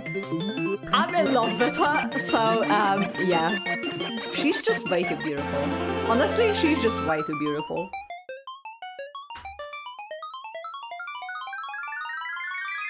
And okay, I'm kind of excited about the cowboy boy, but not really. The cowboy. Not the cowboy boy, just the cowboy. Cheap.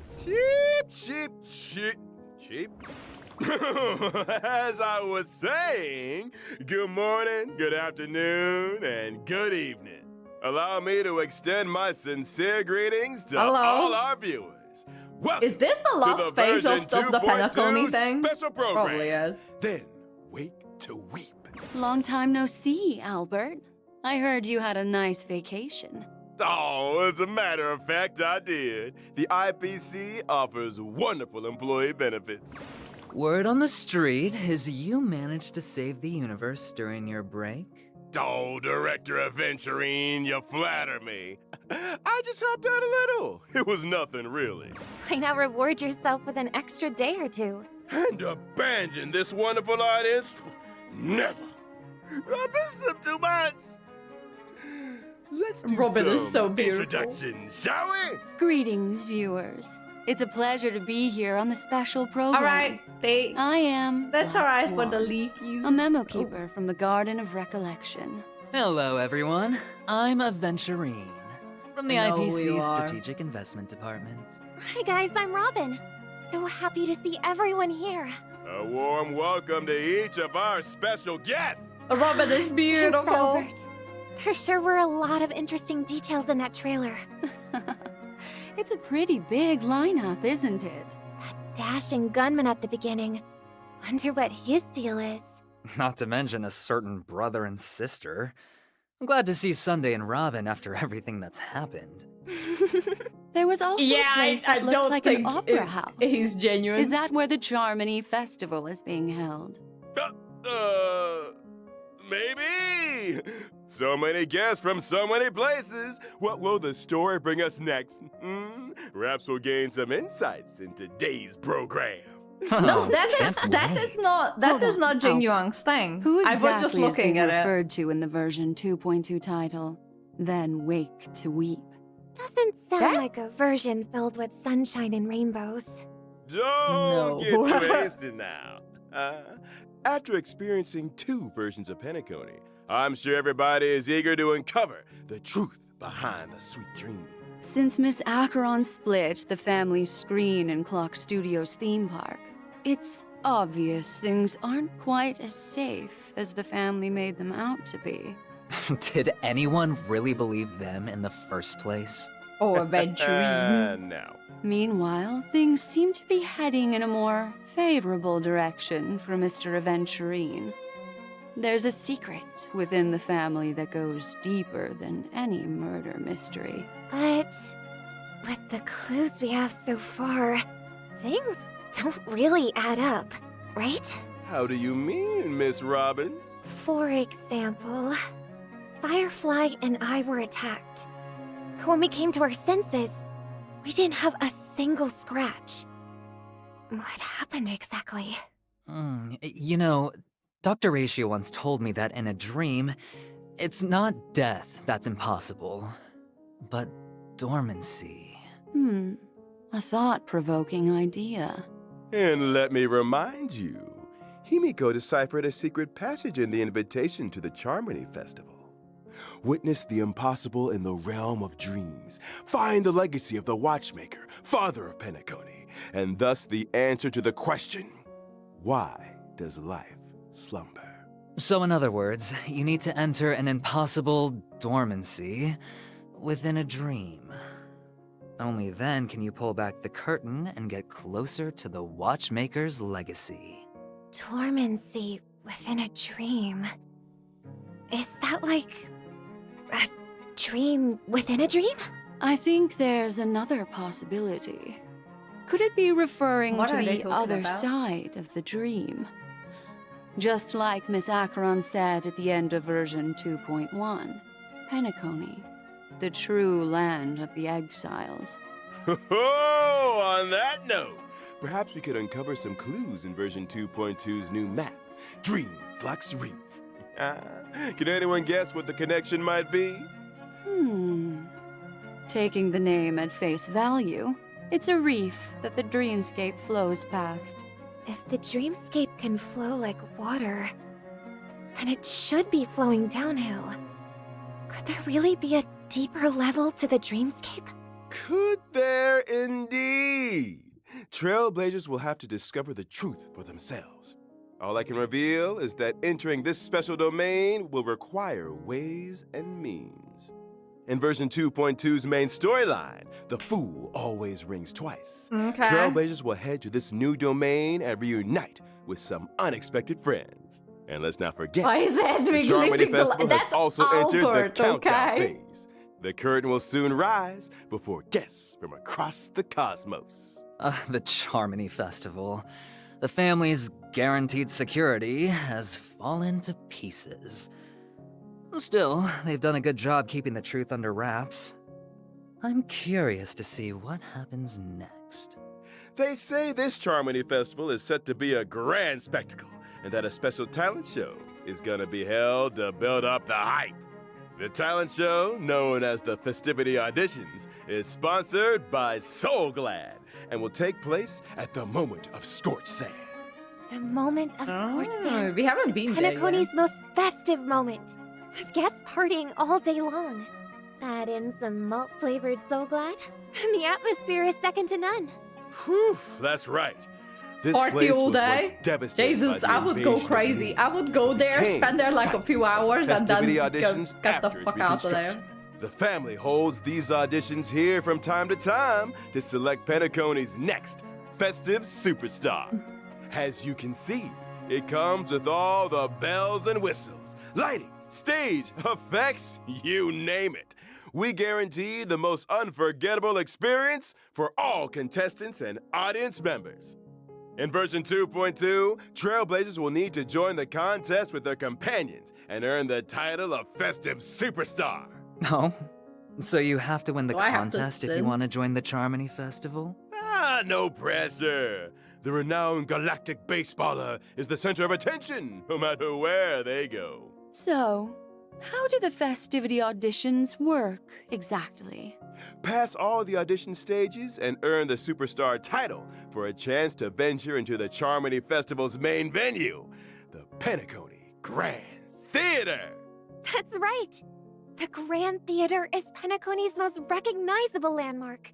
If you win the title of Festive Superstar, you can take center stage and join the family in kicking off the Charmony Festival. Really? Does the winner get to perform on the same stage as you, Robin? What do you say, Miss Robin? Maybe. Or maybe What the not. hell? If I didn't have so much overtime, I could attend myself. Trailblazers! I'll be there with you in spirit. Don't mess it up now. Another thing. In the scene we just saw, what were all those strange-looking characters in the theater? Watch who you're calling strange looking. Those are official Charmony Festival personnel. After all, the opening ceremony is just around the corner. There's still a lot of preparation to do. Well, they're unique, I'll give them that. It seems like some of them are holding glasses, and others are carrying knives? Those are violin bows.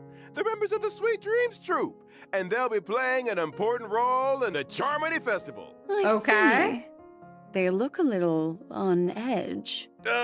Perhaps they won the final of the auditions. Stage fright is serious, you know. Wait, I thought the Trailblazer was supposed to win. Director Aventurine, you're a sharp one, all right. Let's just say that anything is possible. Okay. I'm lost. Next, let's introduce the leading roles who will feature at the Charmony Festival.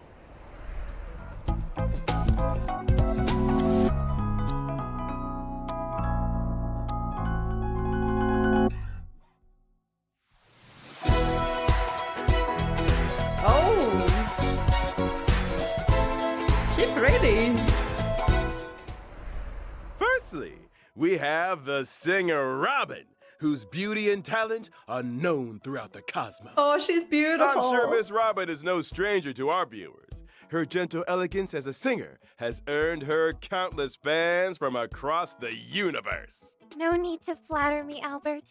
I still have plenty to improve on. Oh, don't be so modest. And just so you know, Miss Robin, I wanna be I'm like a fan her. too. I've got so many collector's edition vinyls, I don't know where to put them. Whenever I'm up burning the midnight oil, your singing soothes my weary soul with a voice as soft as a feather. I appreciate the fanfare, Mr. Albert. But do you think maybe you're overworking yourself? Oh, don't worry. The opportunity to see you here today crazy. is worth all the overtime in the world. You're certainly worthy of the limelight, Miss Robin. But I can't help but feel that you're a bird in a cage. Or perhaps I should say, someone who's ready to spread their wings. Aren't we all, Miss Black Swan? Sometimes every bird is trapped in a cage, yearning to fly free and soar into the... All right, Owlbert. We get the idea. No, back to business. From the letter Miss Robin gave to Mr. Sunday, we learned that during the preparations for the festival, she was the first to notice anomalies in Penacony and began to investigate the traitor in the family. In the process, she suffered an accident and became a victim of death. But seeing how Firefly has reunited with the Trailblazer, I'm sure that death isn't the end of the story for her. Uh-huh. Secrets are sure to unfold in the 2.2 story. But for now, let's take a look at Miss Robin's battle credentials. About time. Well, I'm a physical type character, following the path of harmony. My technique allows me to create a dimension around myself. Any enemies within this dimension follow me without attacking. After entering battle against enemies in the dimension, I can also regenerate additional energy. Even enemies are captivated by Miss Robin's star status. My forte is working in sync with my team, offering support and buffs to everyone. Take my skill, for example, which enhances the total damage inflicted by our team. Or my talent, which allows me to regenerate additional energy whenever my allies attack enemies. And as a cosmic songstress, Miss Robin also integrates her songs into combat. When using her ultimate, Miss Robin belts out a morale-boosting number and enters a performative state. This state allows all allies to immediately take action while also providing buffs. What? Everyone immediately takes action again? Wait, that's pretty Miss good. Robin is full of surprises. And how about that song? Now that's a tune I can fight to. What can I say? I love lifting spirits. When my ultimate is in place, She's beautiful. I inflict additional damage on the enemy after each ally attack. I'm a pull for her. Plus, I'm immune to crowd control debuffs. There's no doubt. You fully embody the path of harmony, Miss Robin. Spreading harmony has always been my mission. As a Holovian, I have the innate ability to transmit feelings and resonate energy through my halo, which aligns perfectly with my path. Okay, that song. Are there other ways to access it? I mean, we can't be asking you to go into battle every time we want to hear it. As a matter of fact, it's on our YouTube. Audience is also very curious about Miss Robin's other songs. If I can stop one heart from breaking, for instance. Don't worry! Miss Robin's upcoming album is right around the corner. She even took the opportunity to put together a special video for her fans. Play the tape! Oh my! Hello, everyone. This is Robin. My new album, Inside, will be released on May 9th. I have 3 songs to share with you this time. Life is filled with worries and sorrows, but I hope that while listening to my songs, you can let go of them for a while. Long time no see. I'm Serval, the lead singer of the Belabogian band Mechanical Fever. Miss Robin's new album is about to be released. As a fellow musician, I really look forward to seeing what kind of tunes she'll be releasing this time. Finally, on behalf of all the Belabogian fans, I'd like to ask, can you come to Belabog for your tour? Hello, everyone. I'm Sunday, representative of the family in Penacony. As a follower of the harmony, Robin's powerful singing spreads harmonious melodies to all worlds. She is the family's pride and joy. I am delighted that her new album, Inside, will be officially released on May 9th. And as her older brother, I am very grateful for all the support that Robin receives. Thank you. Oh. Tick-tock! I'm thrilled to be chosen as the fan representative to announce Robin's new album! Miss Robin's voice is the most beautiful in the universe! What the hell? The sound of her voice is so empowering! Let's all make sure to show our support for her newest album! Hey, Gwaylings, check this out! Miss Robin's new album will be released on May 9th. Little Gray is here to tell everyone that it'll definitely be amazing. You do not want to miss out. Oh, and don't forget to like and subscribe. 大家好，我是悠悠鹿鸣。5月9号，知更鸟小姐的专辑就要上线了。她的歌声温柔动听，人也很漂亮哦。一起期待她的新作品吧。 What's up, everyone? Jake Miller here. I heard Miss Robin's album is coming out soon, and I'm so excited for it. I know her songs always bring many surprises, so let's look forward to her album together, and I can't wait. See ya. Bye. Trailblazers? 皆さんこんにちは、メインです。なんと5月9日にロビンさんの新 EP がリリースということでおめでとうございます。銀河の歌姫として何かアドバイスをとメッセージをいただいたんですけれども、いやもう私はアドバイスというよりはでもいつか歌姫同士なんかコラボができたら嬉しいなと思っておりますので、ロビンさんぜひコラボしてください。Hello， 大家好，我是宫崎，在这里呢要恭喜知更鸟小姐的新专辑《空气》即将上线，希望更多的朋友喜欢她这张专辑。除了5月9日我们首发的3首歌曲之外呢，在 2.3 版本我们还将解锁一首新的神秘歌曲，大家一起期待吧。 Thank you all for your support. Today, I brought some demos of the songs for you to listen to first. Let my heart bravely spread the wings, soaring past the night to trace the bright moonlight.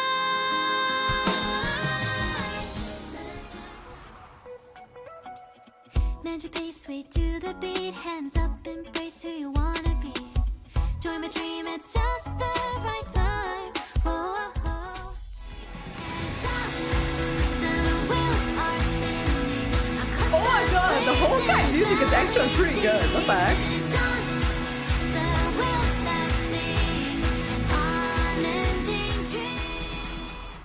If you like the demos, feel free to leave me a comment. I look forward to seeing you all officially on May 9th. I love it! I absolutely love it! Oh my Can god. we fast forward to May 9th already? I'm grateful for all the support. To accompany the album, I've prepared a creator invite web event, which aims to gather lovely melodies from all over the cosmos. Oh, okay. Now that we've introduced Miss Robin, the next individual to take the stage is none other than Boot Hill! The bootleg cowboy. He kind of looks like one of those like edgy anime characters from like a random show.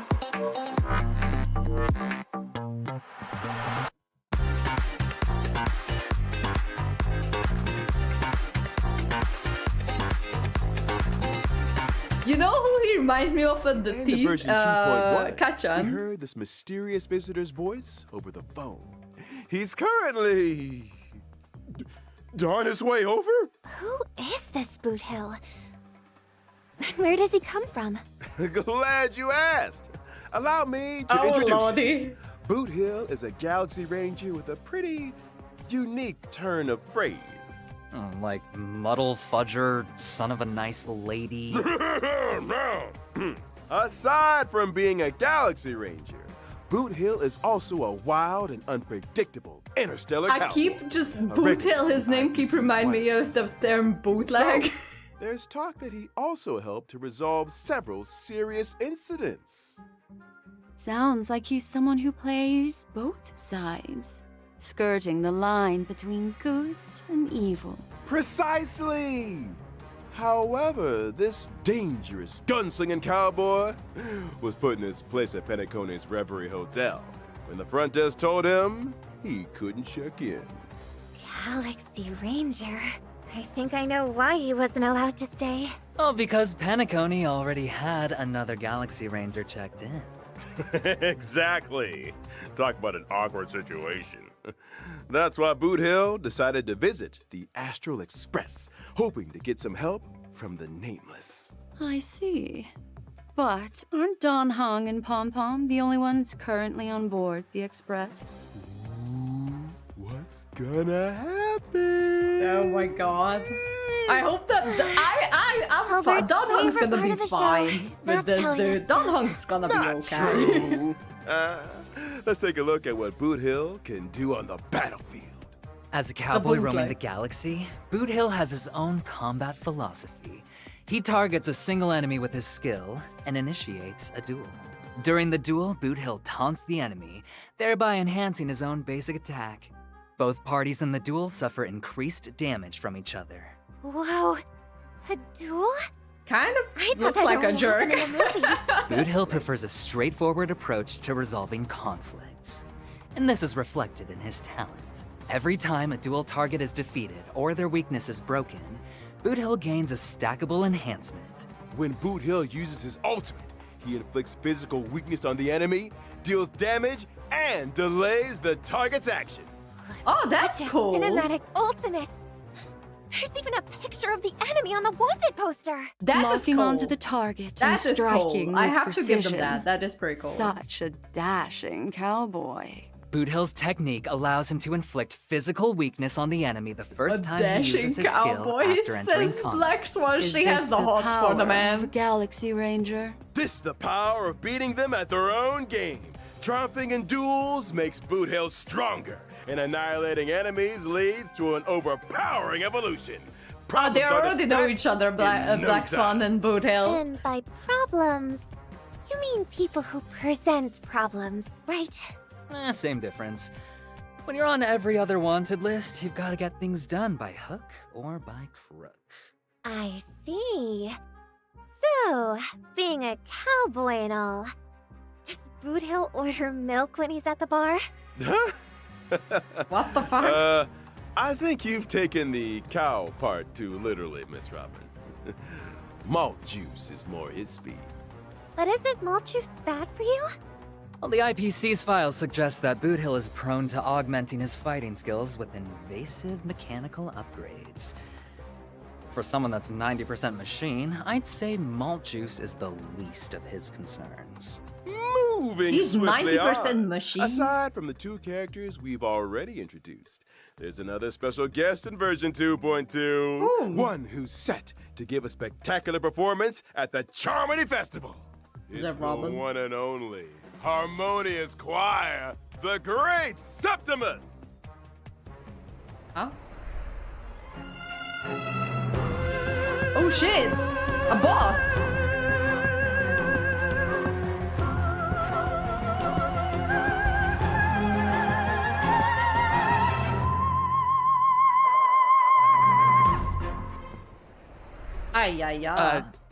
You said they're also performing at the Charmony Festival? Correct. Are we sure they're not aiming to sabotage the festival?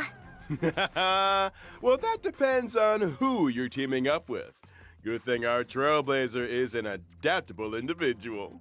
To ensure this show goes off without a hitch, I brought along some detailed intel on Harmonious Choir, the Great Septimus.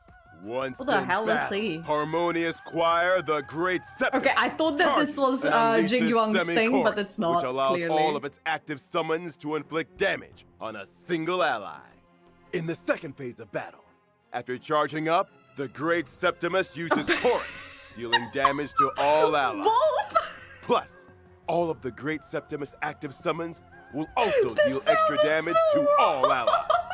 During the second phase, the Great Also, Septimus I'm at the casts a very end shield of on themselves, ARLECCINO's quest decreasing as the well. damage they take and But boosting I the had damage they to, I had cause to to all stop it allies, because of all while of making this. their own toughness impervious How to you damage. doing, Wolf? There Welcome, isn't welcome. a third phase, right? In the third phase, this formidable foe becomes even stronger, unleashing defense-ignoring attacks that deal massive damage to all allies. Oh, nice. Yeah, A it's challenging not nice. adversary indeed. So, are there any tricks we can use to defeat it? During battle, Trailblazers need to quickly target and break the weaknesses of the Great Septimus and its summons. Once all the summons' weaknesses are broken, the Great Septimus won't be able to use its semi-chorus ability, and the strength of chorus will be significantly reduced. Breaking the Great Septimus weakness will also grant a shared shield to all allies. Now that I why think doesn't about that it, work? this version's promotional artwork gave some because of your pretty strong cooldown. hints on all this. You need to wait I like a see. minute before you play It another one. seems that this was meant to be the Charmony Festival's main act all along. Oh, poor Trailblazers. Did you think you were coming to Penacony for a vacation? Is this what people mean when they say rules are made to be broken? Huh. Why can't I see a baseball bat? There's no flaming lance either. Just a hat. What observant guests we have today. no. We've only covered the basics. There's much more for Trailblazers to explore and get to grips with. After completing the version 2.2 Trailblaze mission, Echo of War, Salutations of Ashen Dreams will become available. Complete this challenge to obtain Boot Hill's advanced trace level up material, Lost Echo of the Shared Wish. Trailblazers in need of new materials should remember to save up on their weekly Echo of War rewards. And heads up, Trailblazers, Miss Robin's advanced trace level up material is Past Evils of the Borehole Planet Oh god, I Disaster. hate that boss. Make sure you don't go chasing the wrong materials. Next up, we've got banner information for version 2.2. Oh, she's in phase 1. In 2.2's first half warp event, I want Trailblazers that can dog acquire to the limited 5-star character Robin, as well as the limited 5-star duo, Topaz and Numby. Not to mention the drop rates for the limited 5-star Light Cone, Flowing Night Glow, and limited Light Cone, Worrisome Blissful, will be boosted. In 2.2's second half warp event, Trailblazers can acquire the limited 5-star character Boot Hill. The esteemed Master Diviner Fu Xuan will also be available in this banner lineup. At the same time, the drop rates for the limited 5-star Light Cone Sailing Towards a Second Life and the Light Cone She Already Shut Her Eyes will be boosted. Looks like Boot Hill is in the middle of another mechanical upgrade. And it seems like he already shut his eyes too. Yeah. And I almost forgot to mention, the brand new 4-star Nihilde Light Cone Boundless Choreo will also be included in this warp. Is that Acheron dancing with Black Swan? Their outfits seem totally different this time. What happened? Some memories are better left unexplored. Time for a short break. They In hooked just a up. few moments, They we'll be hooked up. introducing They version hooked up. 2.2's brand new events. They hooked up. Okay. BT3G. No, hang on. Hang on. BT3. Shut up! G67 LPS9X.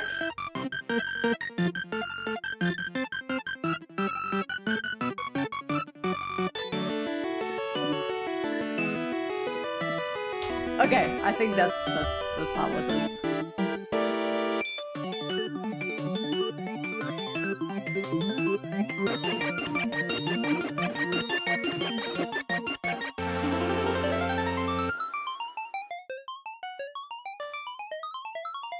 Are there any pinned comments? Nope, not this time around. Shut up! Stop being smarter than I am! Welcome back, everyone! Time to dive straight into version 2.2's events. To kick things off, let me introduce Clocky Dream Joy Memoir. As you may remember in the 2.1 storyline, the screen at Clock Studios theme park was split in two. To restore the park to its former glory, Trailblazers must take on the crucial task of repairing the screen. But it wasn't the Trailblazers who broke the screen. And if I'm not mistaken, the screen wasn't the intended target, was it, Mr. Aventurine?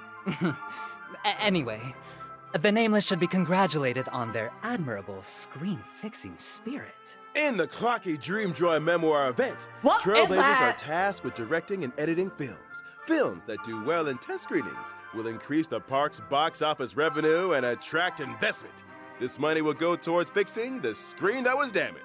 Can we try filming the whole thing in a single shot? Miss Robin, I'm afraid not every actor is cut out for that approach. As a professional international peace media host, I'm of the opinion that skillful editing can enhance a film's pace and emotional impact. In this artistic undertaking, the key to editing is the effective use of the time dice. By allocating the time dice to different scenes, it will bring about changes in the audience's emotional responses. Thrilling, comedic, or dramatic. Each film must achieve certain key objectives to pass the internal screen. You did. As they gain more recognition, Trailblazers will also have the opportunity to create commercials. Plus, they'll have the chance to explore the spin-off stories of supporting characters. Exactly. Successfully editing a classic ending grants you side character spin-off reels, thereby revealing their corresponding extra stories. From mixology to directing, the Trailblazers have once again unlocked new skills in Penacony. But isn't this more like editing than directing? All right, see you later. Have a put it good that night. During the editing process, Trailblazers have the chance to experiment with different plot directions and might end up with an ending that's completely different from the original storyline. Great stories often originate from notable historic events. Oh, okay. You could even regard movies as a type of visual memory, weaving together threads of memories to create one complete tale. It's quite impressive. Agreed! And after finishing the specified missions, Trailblazers will be rewarded with the event light cone for tomorrow's journey. Ah, it looks like a story that took place at some point on the Express. That's Pom-Pom. They're toasting and celebrating with Nameless of the past. Yesterday's memories still linger, and while the conductor's companions may have changed, the Trailblaze never ceases. Moving on, let's delve into the domain of the Galactic Baseballer. Funded by Giovanni, the legend of the Galactic Baseballer is set to undergo an exciting round of testing I'll in just go version to 2.2. The same Giovanni from Ethereum Wars? That's right. After the success of Ethereum Wars, Giovanni has decided to sponsor a brand new game project in Penacony. It is said that deep within the vast cosmos, the strongest baseball bat lies hidden. To find this bat, the Galactic Baseballer decides to leave home, embarking on an extensive search to locate the treasure. There are many factions interested in this bat, and the Galactic Baseballer must endure many challenges and defeat many foes in order to progress onward. It seems that in every battle wave, the Galactic Baseballer needs to defeat as many enemies as possible, gain experience, and level up their team. Precisely! After the team levels up, they can choose one of 3 random weapons or accessories. The weapons help our baseballer defeat enemies, while the accessories grant buffs to weapons or characters. Every weapon has a corresponding resonant accessory. My advice is to focus on leveling up weapons first. After achieving max level with the weapon, and if in possession of its resonant accessory, the weapon can be leveled up to a legendary weapon, which greatly increases the Galactic Baseballer's fighting capabilities. Complete each planet's challenges, earn raccoon tokens to enhance your fighting skills, and accumulate cosmic reputation, which can be exchanged for rewards. The little raccoons in this event are so cute. And each planet has its unique charm. I miss the legend of the Looking at them makes me want to join in the fun. How about our 3 guests make a prediction. Will the galactic baseballer get their hands on the ultimate baseball bat? I think the name Galactic Baseballer might be a giveaway. Moving on. Our next event is called All About Boot Hill. Oh? Oh, God. And how exactly will everything be showcased? In this segment, we've adopted a character profile approach. You won't see Boot Hill, but you'll hear all about his legendary exploits. Well, rumor has it that Boot Hill has recently been involved in some major heists, with many entities, including the space station, suffering losses. The man looks gorgeous, though. The IPC and others are planning to put a bounty on his head. With so many assignments available, I'd say it's a great chance to make a profit. Wen-Si Chi from the space station thinks the Trailblazers are well suited to the job and wants to recommend them to the IPC. The Trailblazers are joining the IPC? Not exactly. More like a get-rich-quick scheme with friends. During the event, the Trailblazers will have to complete various different assignments and gather more information on Boot Hill in exchange for assignment rewards. All I have to say is, thank you, Mr. Wen-Si Chi. Profiting from assignments is one thing, but no underhanded tactics. Understood. Of course. Besides the fun events, version 2.2 presumably also has... The nail-biting. The hair-raising. 10 Warp Chicken! Hello! Trailblazers, don't forget to log in and claim yours. Let's also not forget that version 2.2 will be introducing Shape of Duty's Stagnant Shadow. Successfully completing this challenge will grant you the Character Ascension Materials IPC work permit for Robin and Boot Hill. Well, given the relationship between the family, Boot Hill, and the IPC, I must say this Ascension material is very specific. Yeah. At the sunset, then Boot Hill, pistol in hand, charged into the IPC. Bang, bang, bang! 65 gunshots later, he was back out again with 65 work permits. All for his own personal enhancement. The IPC work permit is only used by senior employees. Mr. Albert, do you have one? You're a senior employee? Me? Well, senior is a big word, but I suppose All right, we get it. Now, Calyx Butter the Hunt will also be available in version 2.2. Completing challenges rewards you with the Meteoric Bullet Huntress material. The double events, Planar Fissure and Garden of Plenty, are also back. Successfully challenging the simulated universe and Calyxes can earn you a set amount of double rewards. Oh, nice. Make sure you take on the challenge, I like these because I always need next those. is the third redemption code. Alright, last one. I'm probably gonna Google them because I don't trust myself. Okay, SY P6 46 DR3. Okay.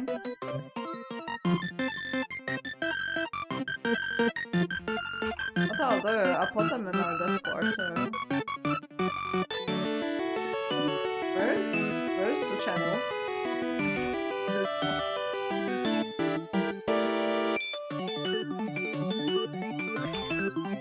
If I mistype them, it's gonna be real awkward.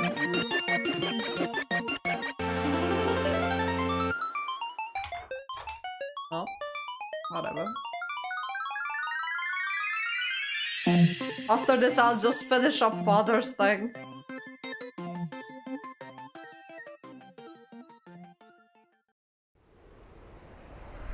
Welcome back, folks. Let's get into a few system optimizations, shall we? First up, a new function that shows battle records has been added to the Trailblazer profile What page. the hell is Meanwhile, that? on the friendless interface, you can now see the real-time status of your friends and find out what they're currently up to. For example, whether they're currently in the simulated universe, the Forgotten Hall, etc. That's right. Oh, that's pretty cool. And in the Forgotten Hall and Pure Fiction, you can now see your friends' lineups as well as display your own lineups to your friends. Naturally, this is an optional function that can be turned on or off at will.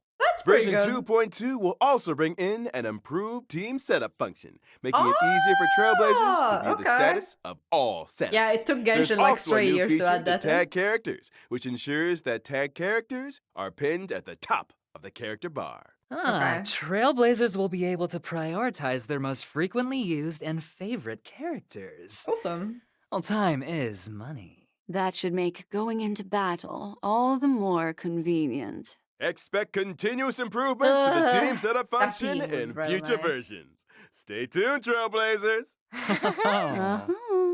And finally, the digital version of the Ultimate Trailblazers Guide to Penacony is officially out.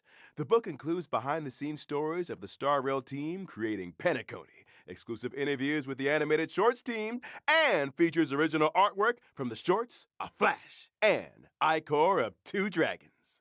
Trailblazers can view it on the official website or download the PDF version.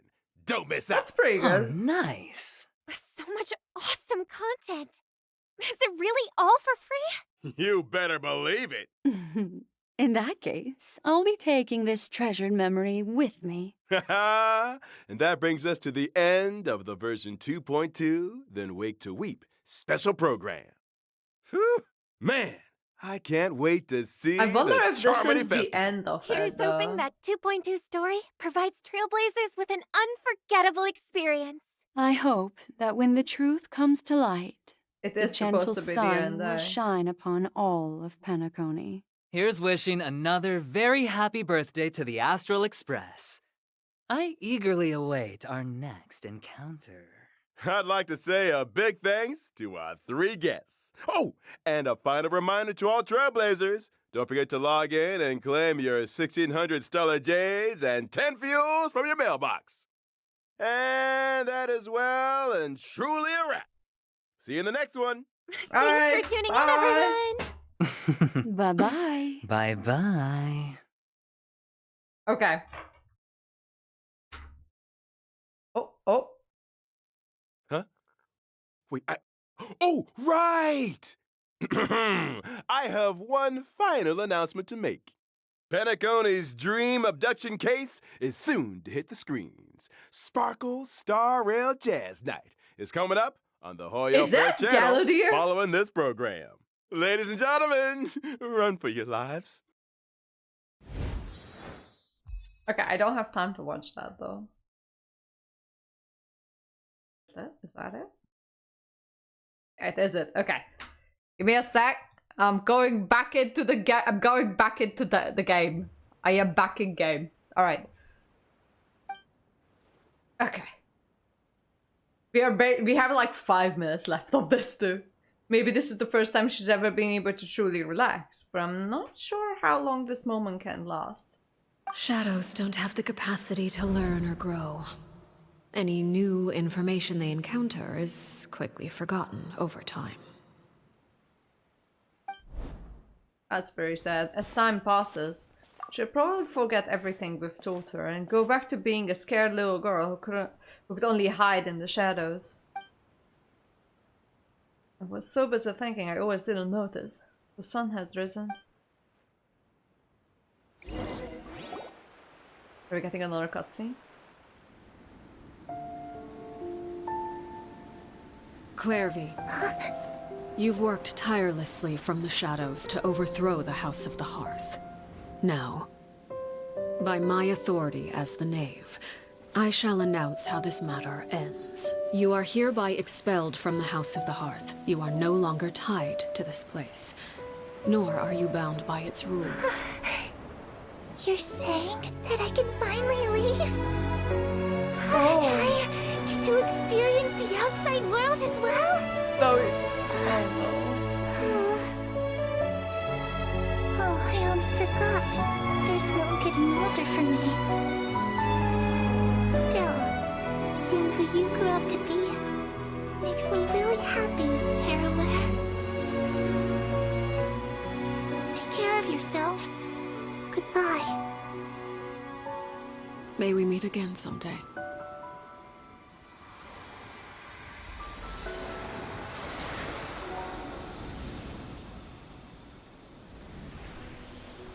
Okay, that was sad as fuck.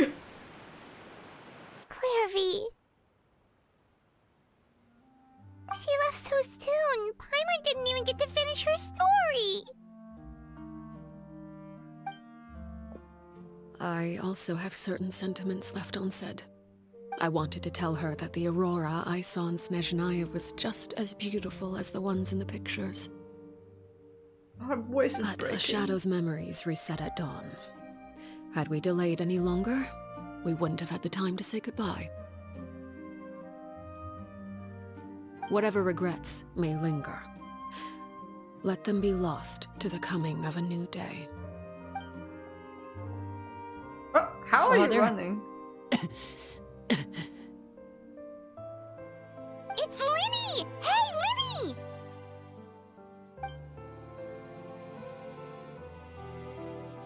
What is he doing back here? Let's go check it out. So what is her curse? We still don't know what her curse is.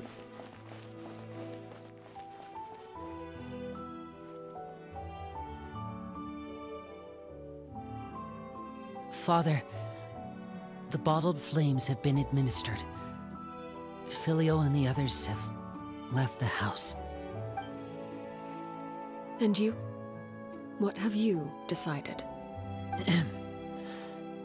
Thank you for giving us that choice, Father. But we never wanted to leave the house. It's the only home we've ever known. Lynette and Fremine feel the same way. They're recuperating back at the Hotel Bouffe d'été. But I decided to come back and tell you where we stood. I'm sure you're well aware of the expectations I have for you. I want you to follow in my footsteps and become the next king of the house. Yet you seem to have different ideas. I must admit, I'm rather surprised by your decision to stay. There's nothing wrong with choosing to live a quiet life. Leading this organization is a heavy responsibility, one not so easily carried by someone forced onto the throne. I just never understood what you saw in me. What made you believe I was deserving of that throne? You're brave, talented, and, most importantly, you cherish your family. You would do anything to protect them, even if it costs you your life. I mean, that's true.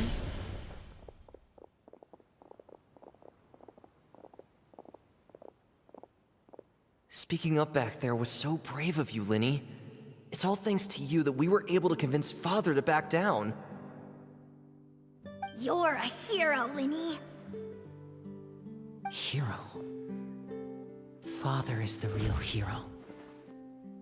Had Father gone all out during the duel, there's no way I would have walked away with my life. She must have had it all planned from the beginning, from the very moment she suggested a duel. I'm not deserving of that title. I'm not strong enough or smart enough. You're wrong. In my opinion, all you need to be deserving of the throne is conviction and the necessary strength to act on it. We may have different ideas of what it means to be a family, but you can hardly be said to lack conviction. What you truly lack is strength. For someone of your talent, though, that's something that will come with time.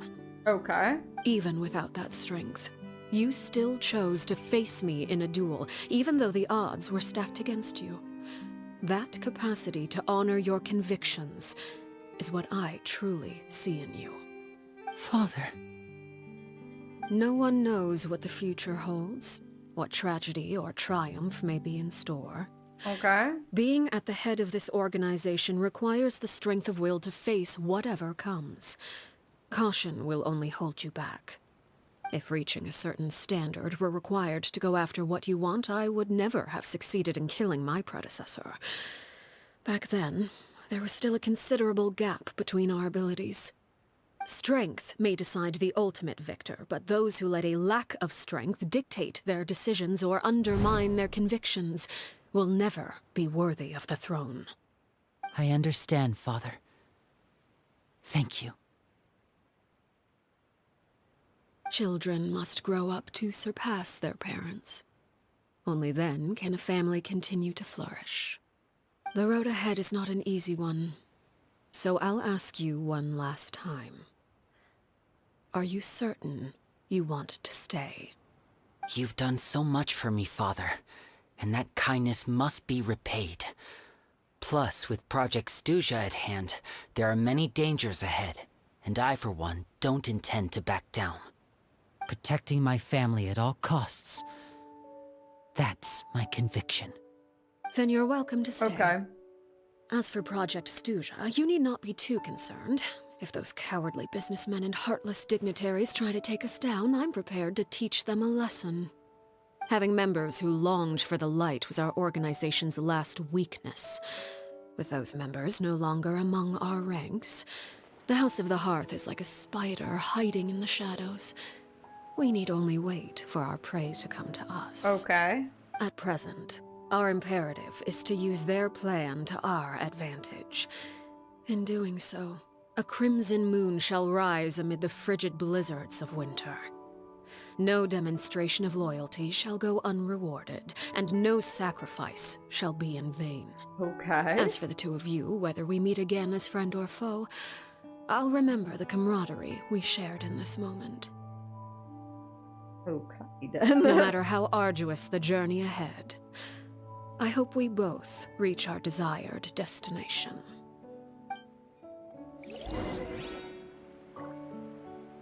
Wait until 2 days later. Okay, then.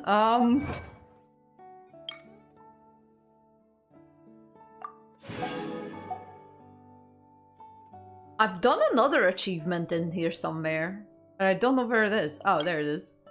Unleash. Ah, okay. I swear to God this wasn't here before. Not like this, at least.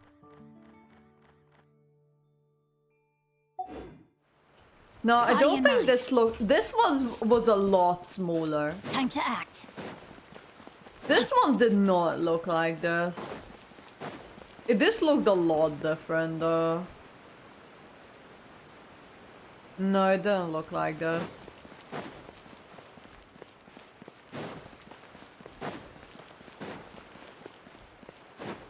Time to act. No, I was thinking of this. Oh, shit. Body and mind. I go. Oh, yes, this is the time when I'm actually going back and claiming my dailies. Hang on, give me 1 sec.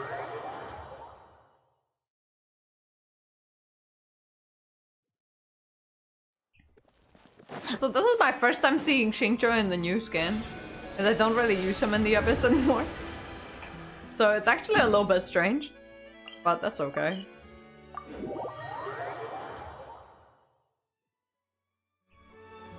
Time to act. Add Astra at... Okay. Thank you for Daily completing... commissions.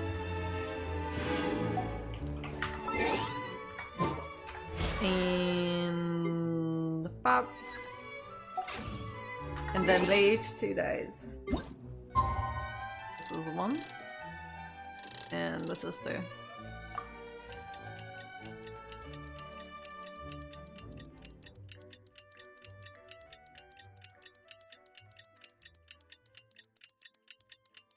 That was...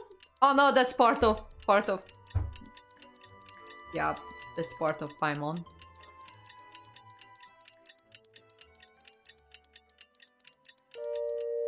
Okay.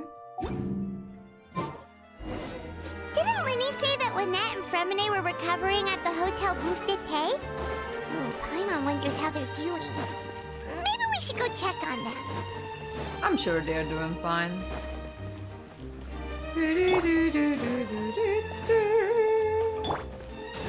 I love that even Xingqiu has more health than Arlecchino, but that's alright. Well, even, what's his face? Well, to be fair, Gamin is fully built and Arlecchino is not, so...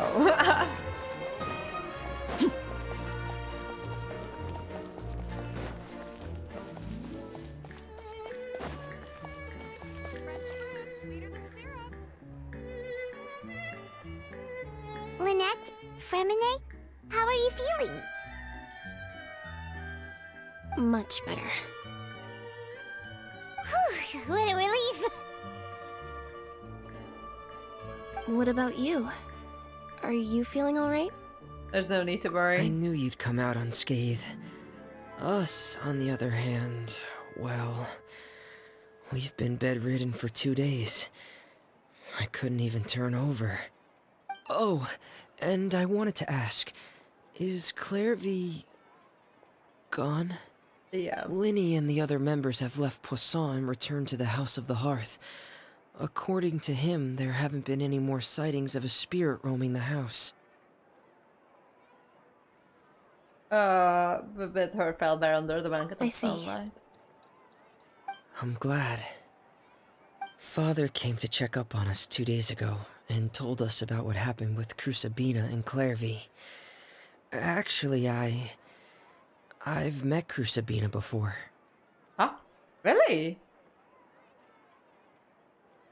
Wait, what? You've met the former knave? Ow! Crucibina died a year after Clairvy. It was during the year between their deaths that I joined the House of the Hearth. So it really wasn't that long ago. An extremely cruel and radical way of doing things. While she was alive, the atmosphere in the house was suffocating. When I joined, though, the experiment she valued so much had already come to an end, and all the people involved, dead and injured alike, were gone. Crucibina never talked about the past with us newcomers. A couple of months after I joined, Father killed Crucibina and burned all her files. With that, the names of all the people subjected to her experiments, Clairvy included, were lost to the flames, along with the painful memories I understand. they represented. Father took in Lenny and me a couple months after that, but she never mentioned anything about Crucibina or Clairvy. It really seems like something she was planning to keep to herself. The last time you talked to her, did she mention why she kept it a secret for so long? She said she didn't want us to be affected by the darkness of the past. She was worried we'd develop a false sense of gratitude towards her if we knew about it. I mean, I guess. The foundation of a family should be free of any corrupting influence. Whatever happened in the past, it has nothing to do with who we are now. But we still don't know anything about her curse. But I still thanked her for everything. It was only after hearing about what Crucibina did that I finally realized how insignificant our lives could have been. The members of the house meant nothing to her. To say that she valued them in any way, even just as a tool, would probably be giving her too much credit. If Father hadn't taken over the House of the Hearth, I probably would have already... Don't think about that. Father rarely brings up the fact that she saved us. She doesn't believe that being indebted to her should be what ties us together. But even if we didn't owe her anything, we would still choose to stay. Because this is our home. We may have arguments or times when we feel wronged. Some people may even choose to leave. But as long as Father is here, we will always have a home. Whether the path before us is bathed in sunlight or shrouded in shadow, we'll follow Father wherever she chooses to go. So I wanted to say thank you for helping us make it through this crisis. Without your help, we could have lost a lot more along the way. Oh, we didn't do anything, really. Just invite us back as guests and we'll call it even. Of course. You're welcome anytime. Are Filial and Nantoy okay? I actually saw them at a cafe this morning. They didn't recognize me. From what I could tell, they were drinking coffee and talking about one of the operas that started running recently. They seemed happy. If I had to take a guess, I would say they finally found the kind of life they always wished for.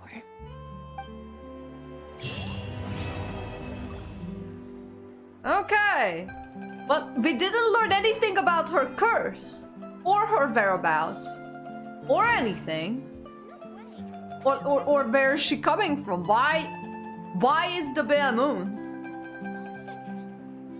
Alright, but that was disappointing.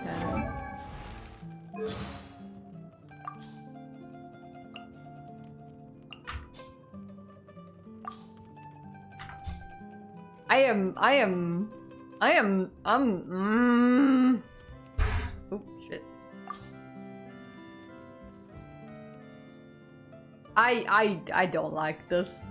Nobilette Farina, Captain Doctor Demsolette, the Rooster Marionette, the Fair Lady Child. Okay, there's all the other ones, other Fatui Harbingers. Awesome. Okay.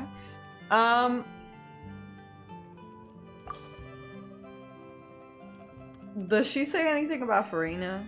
She does. Okay. Right. So why is she glitching? Makes no sense. We know nothing about her curse. We know nothing about where she's glitching. We know nothing about the Bell Moon. I know that the Bell Moon was like a dynasty in Conria because it was in one of the books, doesn't matter. But we know nothing. Anyways, it feels a good. It was a whole thing, a feel-good Mo family thing. It was okay. It was okay. But I'm still mad that we didn't get to know anything of value of Conria, the Bell Moon, or anything. Or her curse. Why is she cursed? That's fine. This is fine. This is fine. I'm just going to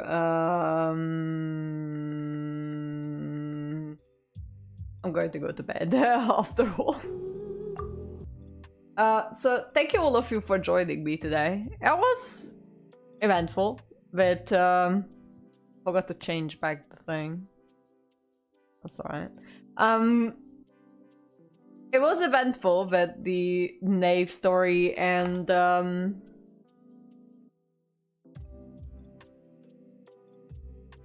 this is a mighty big Anna. It's me on the screen. Welcome. So Sanity, I get the whole like Knave thing, but they didn't give us any new information. I mean the whole like yeah, we didn't learn anything. We didn't learn, like the whole thing that we've learned is what it was already told in that 7-minute short video of hers. It's the same thing. Exactly! What we've learned is that what that 7-minute video told us, and that's it. Nothing more.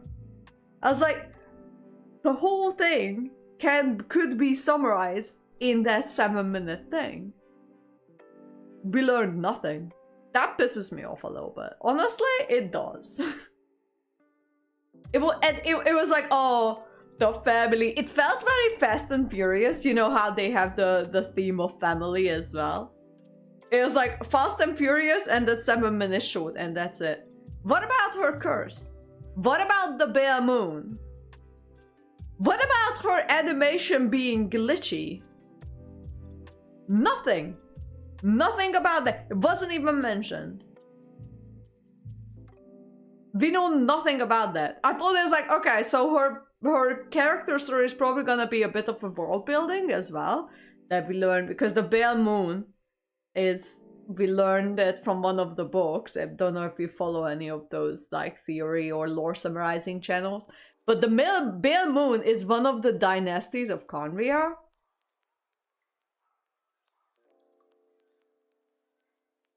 Yeah, that's it. That's exactly. It didn't give us any, like, what pisses me off is that it didn't give us any new information. It pretty much just like that 7-minute video stretched out to 3 hours. And that's it. No new information given.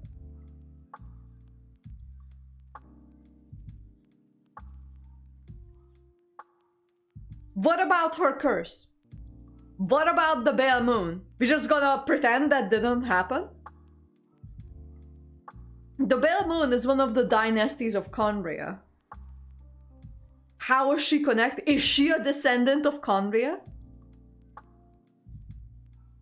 Is this why her eyes are an X? What about her curse?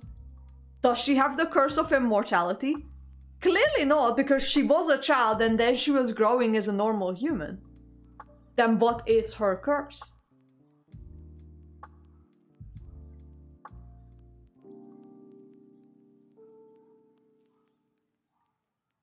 Why is her hand going black? Because in the flashback you can see that only her fingertips are black, but now half her arm is black. Does that change? Does it go back and forth? Does her condition get better and worse? Or does it just get worse over time? What is that condition of her? What is her curse? How is she connected to Conria? Because she is connected to Conria somehow with the Bale Moon. Is she a Hilichurl? They just get her friendship level to... I'm just more mad that I was expecting some answers from her story quest. Instead, I've got nothing. It was... Like, okay, you know what they should have done, MiHoYo? They should have not released that 7-minute short. They should have waited until like a week or maybe a few days after her release.